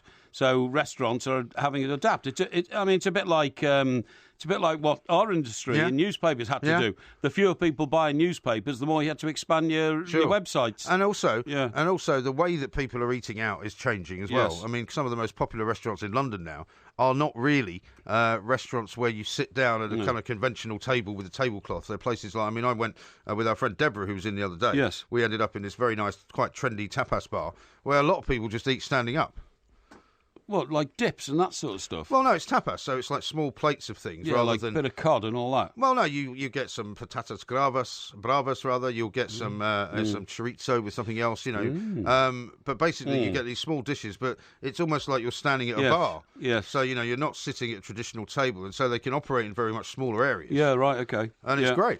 Is it? Is it great? Well, yeah, because I think we've had this conversation before. I'm not a great one now for going out to dinner and having, a starter and a main course and a dessert. I don't really eat like that anymore. I like doing that occasionally. I do like... Maybe, but not very often. If you and I were signing a new deal, some new thing we're doing or whatever, it would be great to do that over a white linen tablecloth in, what's that lovely restaurant that I keep threatening we should go to in Covent Garden? Oh, what, Rules? Rules, yeah, in Rules or something like that. Maybe, but that would be a very special occasion. Yeah, it would be, yeah, I agree. What I'm saying now, when you go out, you kind of don't want to go through all that rigmarole because you don't, probably have the time. Don't have the time, no. And you don't also have the appetite, to be honest. But I still like going out for a Chinese because I like the duck bit duck? of it. Yeah, I like the duck bit Do you of it. not feel guilty eating duck? No, I don't actually. Considering you're part of a duck conservancy. Not really, because they're not my ducks that are sitting on the table. Well, where do you think the ducks come from? China. Well, they all come from China. 90% of the ducks that are supplied to food outlets in this country come from China. Yeah, I'm certain. Really? I know it. Okay. Yeah. Now, another question for you. Yes. Apropos the zoo conversation we had. Did you, as you promised to, disassociate yourself from Chester Zoo? It's underway. What do you mean it's underway? I have a review of my investments, and that's one of them. Review? Yeah, review, yeah. No, definitely. Well, you just write to them and say, you people are foul, filthy scumbags, Yeah. which is what you would normally do. Yeah. And I'm therefore now disassociating myself from you. I got a note from our regular and very valued correspondent from New Zealand. Oh, yes. Who said to me, Becky, yeah. absolutely right in what you said, Monsieur Parry, and I'm four square behind you. All right. So I think you'll find. Yeah, well, that's all very well as long as you follow through. I think you find where I lead, others will follow on this All one. right, okay. I think it's the end of zoos, and so it should be. How about this one from R. Stoddard? He says, Norwegian Wood is about a man who burns down his lover's room after a one-night stand. It's also a rip-off of Dylan's Fourth Time Around. I don't agree with either of those. Really? I've read the background to Norwegian Wood. It's nothing to do with that. I think actually, because John Lennon's obviously dead. I think it was about a one-night stand. John Lennon. Well, that's what you just said. Yeah, but nobody burned anything down afterwards. Are you sure? No, I'm certain. Okay. This is Talk Sport. The Porky Quiz coming next.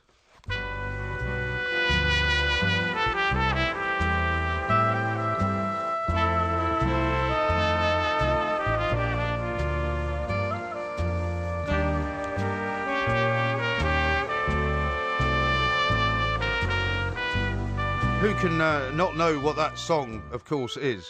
No, exactly. That's the opening music, the opening theme. credits, I suppose. Well, Opening it's the theme tune, the theme isn't it? to, and it's do you know? Whenever I listen to that, I think how old-fashioned is that? And it sounds like Acapulco. You know what I mean? Maybe it was. It was obviously somebody with a trumpet, wasn't it? Somebody with a trumpet. Yeah, exactly. Yeah, yeah. Indeed. Yeah. Now, I don't know whether trumpets figure in this particular quiz. The quiz is about Ken Barlow, not Coronation Street. Yeah. And as you quite rightly said and instructed the independent quizmasters, not about the actor, but about the character. Exactly. Right. So all the questions will be about the character. If Right. you get one correct, Yes. you will hear this sound. It's true, you know it's true.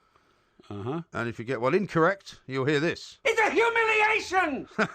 Oh. That's very good, isn't it? Now, are you ready for question number one? Yes, indeed. Question number one. Yeah. In 2010, Ken Barlow became the longest-serving character in a soap. Yeah. Who held the title before him? The title before him was held by an American actor whose first name was Archie in a long-running soap opera in America.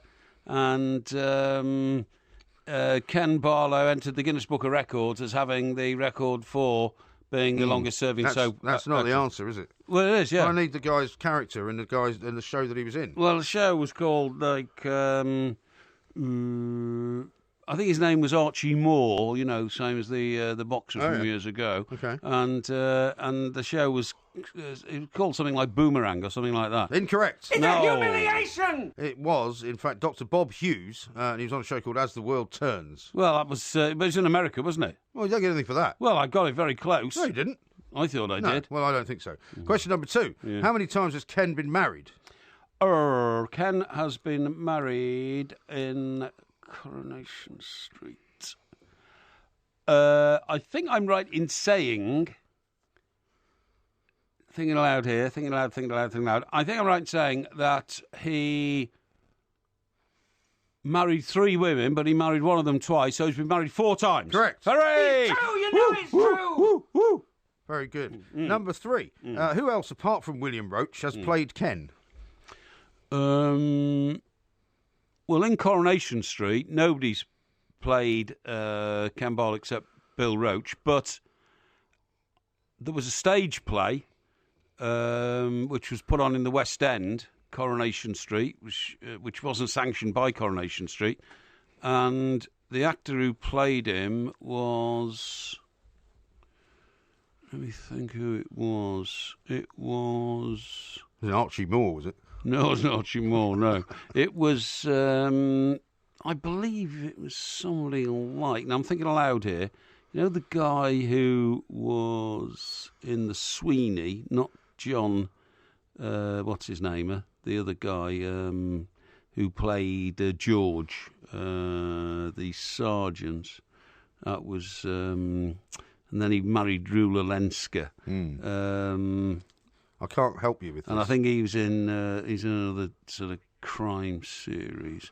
Yeah, I'm going to have to say it was... Well, it was an actor who played him on the stage, but it's an irrelevant question because nobody has ever played Ken Barlow in Coronation Street. The quiz is about Ken Barlow. Yes. Right? Yes. Not Coronation Street, Ken Barlow. Right. It's a relevant question. Yes. Please answer it. Right. So nobody on television has ever played Ken Barlow except Bill Roach. So nobody. Incorrect. No. It's a humiliation! The play Coronation Street was actually called Corrie, and his character was played by Simon Chadwick. And also a programme called The Road to Coronation Street starred James Roach, who's Bill Roach's son, as Ken Barlow.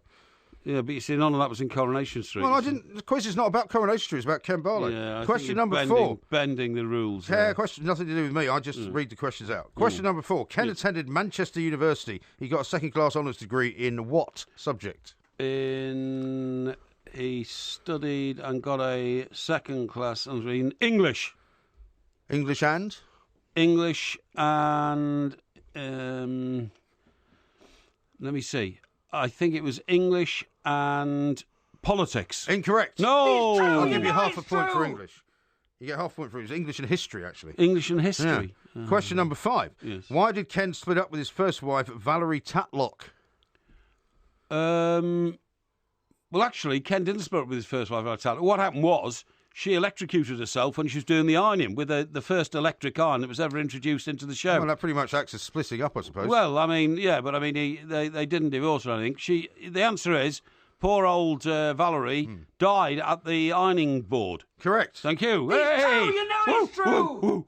So you currently got 2.5 out of 5. Brilliant. It should be 3, really, because I said English and it was English. No, it was English and history. It wasn't. It was English. It was English and history. Yeah. You've never been to university, so you don't understand the system. Rubbish. Question number 6. Yes. When do Ken and Deirdre remarry? I'm looking for a specific date. Ooh.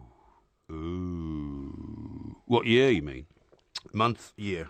And if you want all the points, you might even have to have a date. Right, let me see. So thinking aloud, I'm thinking 2010 is big in my head, okay? 2010, I think that's about the time they got remarried. I think it was, I'm going to say October 2010. Incorrect. No! It's a humiliation! It was April 2005. April 2005. Believe it or not. Question number 7. In 1964, Ken was almost axed from the show by a ruthless producer. Right. What was his name? Ruthless producer. 1964. That would be... No, thinking aloud here, thinking aloud. I mean, Coronation Street was created by old Tony What's-His-Namer, okay? Tony What's-His-Namer? Yeah, and it wasn't him. He wasn't the ruthless producer. You sure? Yeah, I'm certain. It was a guy called Spicer. It was Tony Spicer. Incorrect. No. It's a humiliation! It was Tim Aspinall. See, I knew it was something like that. Something like Tim Aspinall is not Tony Spicer. Maybe it was Archie Moore. No. Question number 8. Right. Who was Ken's second wife? Ken's second wife was... First wife's Valerie Tatlock. Third wife was Deirdre. Second wife was... Janet Reid. Correct. Hooray! It's true, you know it's true! Oh. That's 3.5 out of 8 so far. Pretty good. Can you make it more than that? Question number 9. Yes. What was the name of the 2011 spin-off series starring Ken and one of his wives? Oh, golly. That never made TV, I don't think. Spin-off series, Ken and one of his eyes. I reckon that was called... Thinking aloud here, thinking aloud. I think it could have been called On the Cobbles. Incorrect. What's your It's a problem? humiliation! It was called Ken and Deirdre's Bedtime Stories. Ken and Deirdre. And it aired on ITV, funnily Load enough. of rubbish. So 3.5 out of 9. Right. Final question. Yes. Can you get 4.5? Okay. Question number 10. Yes. Who was the hairdresser with whom Ken fathered a child in 1994? 1994 hairdresser. I can see her face. Was she the one with the gammy hand? I have no idea. I shouldn't think so if she was a hairdresser. No, probably not. No. Was she a one-eyed, one-handed hairdresser? No. Let me think. What is a gammy hand, anyway? Well, I think there was an actress in it who had a sort of restricted sort of hand. And I thought she was hairdresser. Right, okay. Now, I don't know what you're laughing at. No, she did. Yeah, okay. So, hairdresser. I don't look. If you can't take this seriously, there's no point in me, is there? You're doing all right, actually. Yeah. Can you get 4.5? That would be massive. Yeah. I'm just thinking. Thinking aloud. I reckon it was Patricia. That's it. You got to give me a second name. It's Patricia. Then Patricia. I think it was Patricia Gosling. Incorrect. No. It's a humiliation. It was Denise Osborne. Denise Osborne. So in total, you have 3.5 out of 10. Well, 4, I think, because I got the. No, you don't get. If the subject is English and history, Yeah. and you say it's English and politics, that is not correct. Yeah, but I You said get half a English, point. and then you tricked me into No, I giving you a said England- second subject. Well, I said England and what? English and what? I should have stuck to English. Well, then you would have still got half a point. Which I is what you think got. that's a pretty good attempt, that, because I demonstrated that I knew an awful lot about Ken Barlow. You just once again asked me a few, bent questions. No, the questions I think were very fair. They Well, were I all don't about think they Ken were Barlow. about stage plays and all this nonsense. You wanted the questions to be about the character, not about the show. Yeah, but it was obvious that when you talk about Ken Barlow, you're talking about Coronation Street, not some dumb extra play they put on in the West End. The play was called what? Eh? What was the play called? Well, we finished the quiz. What was the play called? What's the play called? It was called Corrie. It's called Corrie. Yeah. Called Corrie. So it was about Yeah. Coronation Street, right? Yeah, well, that's what you say. Well, that's what I'm saying. Anyway, I don't write the questions. I just read them out. Yeah, sure. Independent. Yeah. 3.5 out of 10. Yeah. More better and back to normal from last week, where you got 6 out of 10. Yeah, well, you see, where there was some great suspicions of you cheating. yeah. Security, to be Yeah, honest, but there's some on Talk Radio is not what it is on Talk Sport. There's a few consistencies coming into this, though, isn't there, eh? What? Don't you think? Oh, yes, you normally get 3 out of 10. No. That's what I mean. That was the Porky Quiz. This is Talk Sport. It's a humiliation. Where is my mind? Where is my mind? Where is my mind?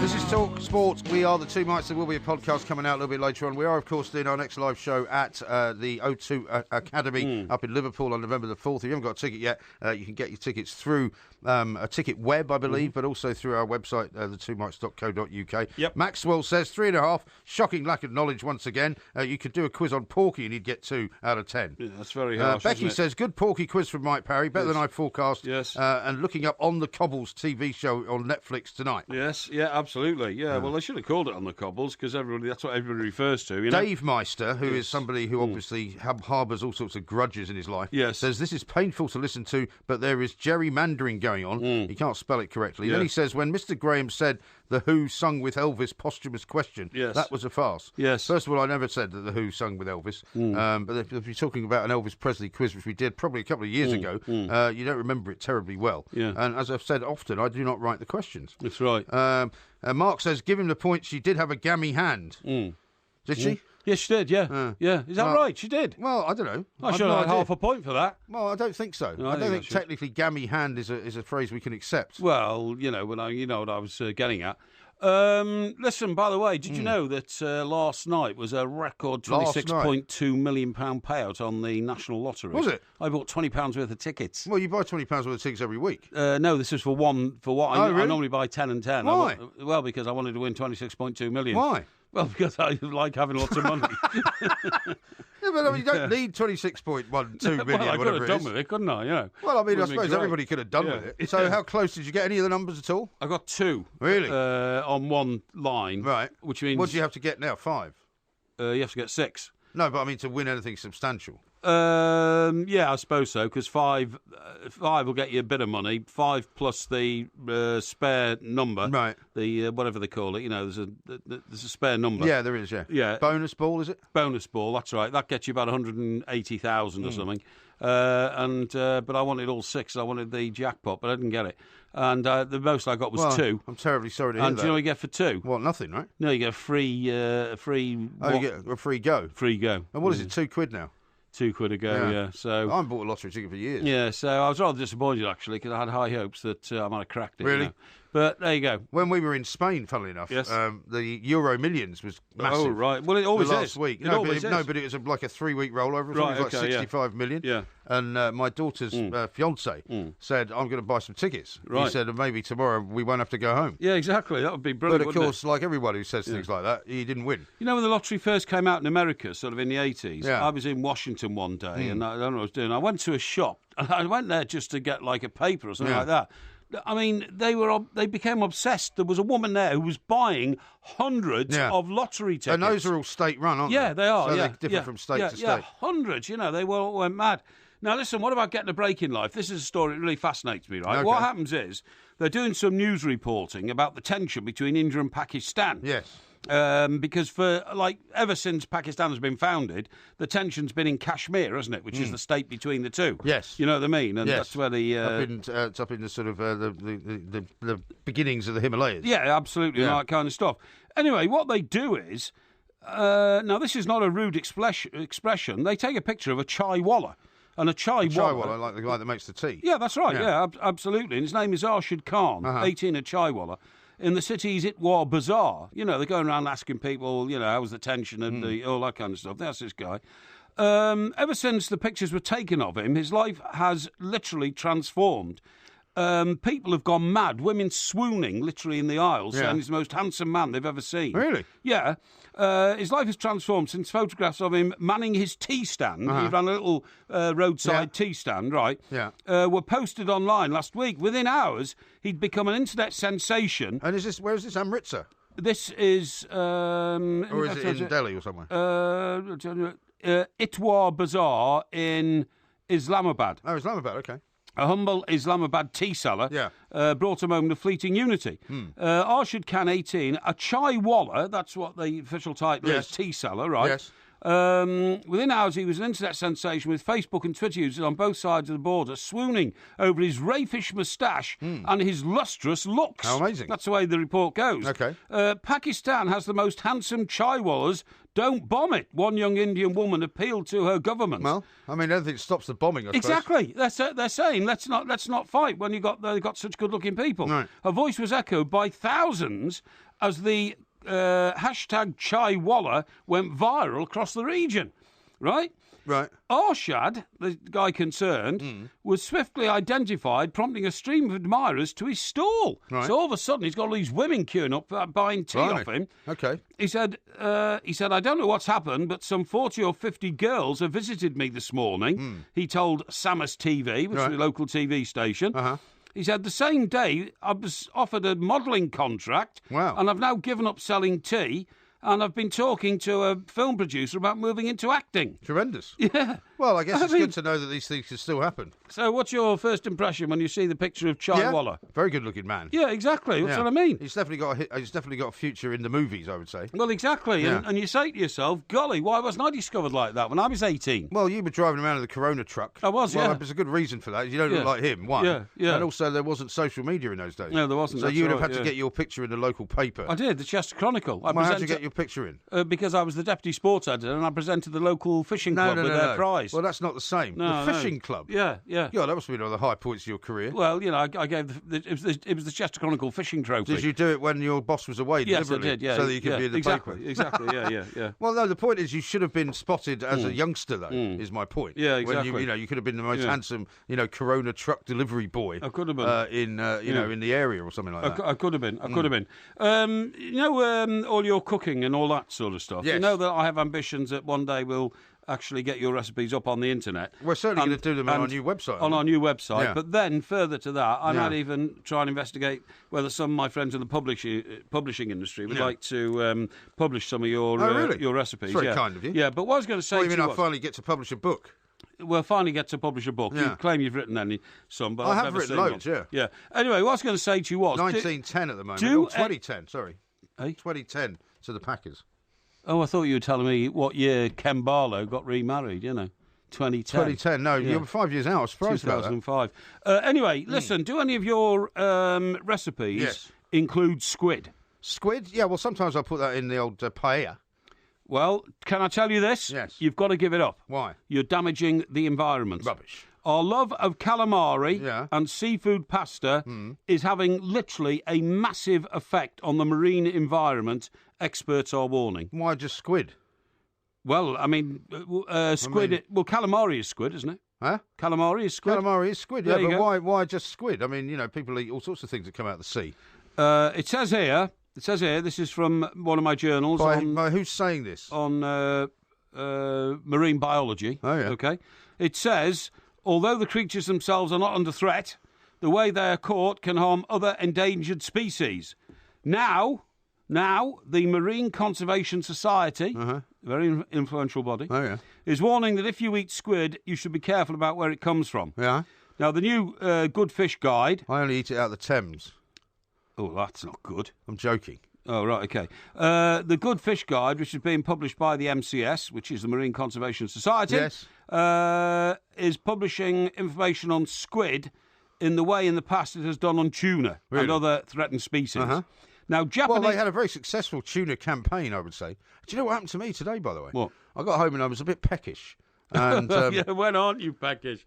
I got up, I was a bit peckish. We finished the show, I was a bit peckish. I got up, I was a bit peckish. Excuse me, I'm not the one that ordered £25 worth of Kentucky Fried Chicken Get on with in your story. 3 buckets. Come on, get on with your story. Because you couldn't decide between that and the Chinese or the Indian or the McDonald's. Yeah, but I right? wasn't peckish, I just needed some dinner. Anyway, go on. Yeah, so anyway, and I didn't want a lot to eat, so I thought, I know what I'll make. Something I quite like sometimes, a bit of tuna salad, tuna mayonnaise, toasted with some cheese on it. It's really nice, okay? Yeah. I couldn't find a tin opener. This is another cleaning story. Right. My cleaner has either nicked it or put it somewhere, and I've no idea where it is. Didn't the tuna tin have a ring pull on it? It didn't, no, because I normally buy 4 I see, packs, wrapped up in plastic. Yes, so you need to open them, right? So how'd you get it open? I didn't. No. I couldn't eat it. No. It was all I wanted to eat as well. No, it's terrible. And I was very upset. I don't know where the hell it's gone. Well, buy another one, because if you have the same problem again... Well, I will buy another one, but that's not the point. Anyway, listen, next time you have squid, go for the Japanese flying squid. Flying squid? Yeah, it says Japanese flying squid, and most Mediterranean squid are on the fish-to-eat list because they're caught by jigging. What does that mean? It's done at night and minimises the impact on other species, yeah. Lights or lures... Lures? Yeah. You Inspector Clouseau all of a sudden. Lures? No, they are called lures. They're called lures. L-U-R-E-S, it's right? lures, yeah, it's a lure. It's not a lure. Yeah, the lures are used to attract the squid, right, which are then snagged using a jig or a grappling hook. Grappling hook sounds a bit drastic. But what happens is... a massive giant squid. What happens is the MCS, that's the Marine Conservation Society, are warning that squid sometimes caught in the Pacific, or more particularly off the coast of Argentina. Well, we're not going to be eating those in London, are we? Well, you don't know where you get your most of the imported squid stuff from. That comes into London comes in from the Mediterranean, I can tell you that. Right, caught in the Pacific or off Argentina, or even in the Falkland Islands, right, which is what we own. Well, yeah, but we don't eat Falkland Island squid. How do you know? Because it's too far away. Don't agree. Anyway, well, if you could catch it in Italy, why would you go all the way to the Falklands to get it? Might be a better quality of squid. You think? Yeah, because the seas over there are quite clean. And it should be eaten only very occasionally. Maybe the flying squid would freeze and fall out of the sky on the way over. The flying Japanese squid? Yeah. No, it doesn't actually fly. It says... This is because the fishing vessels there trawl the open ocean using big purse seine nets. Seine nets? Yeah, to catch the squid on an industrial scale. Right. So it says such nets catch many other fish, including protected species like shark and marine animals. Well, this is the same thing. Well, that's the same as the tuna, Same as tuna all over again, isn't it? Yeah. Well, they want to do... Well, see what these people should do is they should stop lecturing us, right, because we're not doing it. Go over to Argentina and see how far you get before you get, put into a football stadium and shot. Argentina. Right, now this is interesting. What? This last... You ever had squid, by the way? I've had calamari. Well, that's so if I've had calamari, I've had squid. And I didn't like it. It was in batter. Yeah. Yeah, I didn't like it. Yeah, that's something that's a popular sort of starter, isn't it? Is it? I don't know. Calamari and batter. Anyway, this is very interesting, this last line. See the time. Just very quickly. The advice from the MCS is to choose squid from fisheries using low-impact methods, such as the one in Sennan Cove, Cornwall, where fishermen go out in punts. And guess what? Go out in what? out in punts. Punts? Yeah, little shallow boats. On the sea? Yeah, and That doesn't sound very safe. And they fish by hand. Now, the interesting thing is, last time I took my 2 sisters down to Cornwall to celebrate a particular birthday for one of my sisters, we ate at the restaurant in Selling Cove in Cornwall, and guess what? Did you have squid? No, but my sisters did, Right. and they brought it in off the boat, the punts that they have out at sea. And did they enjoy it? They loved it. Right. Isn't that incredible? Yeah. Isn't that incredible? I'm part of marine life research. How about that? No, you're not. Yeah, I am. You didn't have anything. No, but they did. What did you have? Fish fingers? Maybe. I'm not sure. No, I think I had prawn cocktail, actually. This is Talk Sport.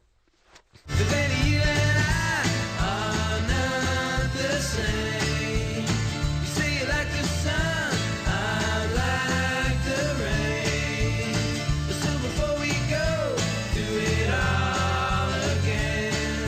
This is Talk Sport. We are the two mics. I won't be seeing you for a while after this. No, you won't indeed. So it's I'll say a cheerio. Okay, well, cheerio, mate. But I'm sure we'll be in touch during the course of the week. But don't, for heaven's sake, fly out and interrupt my holiday. I won't be flying out to interrupt your holiday. I have work to do while you're away. Yeah. We will be making big steps forward whilst you're away, because I can get on with things. And I hope you have a great time. I hope your family enjoy the holiday enormously. Yes. And you will come back refreshed, and we will continue to build the Two I Mics hope I empire. come back refreshed as well. You're absolutely right. How about this from Woodenhead? Porky will never get discovered as a handsome chai-waller because he never makes anyone tea. That's true, actually. Although he did buy me a bar of chocolate tonight, so I was grateful for that. Well, nobody ever makes me tea unless I make it myself round here. That's not true. No. That's an absolute and utter calumny. Well, you've never made me a cup of tea. I have, actually. Yeah, I don't remember that. Yeah, well, the guys behind the glass, Dave, the producer's made you a cup of tea. Made you 3 cups of tea tonight. Yeah, well, I mean, they're good at it. He's good at it? Yeah. Okay, well, you know what's going to happen next time.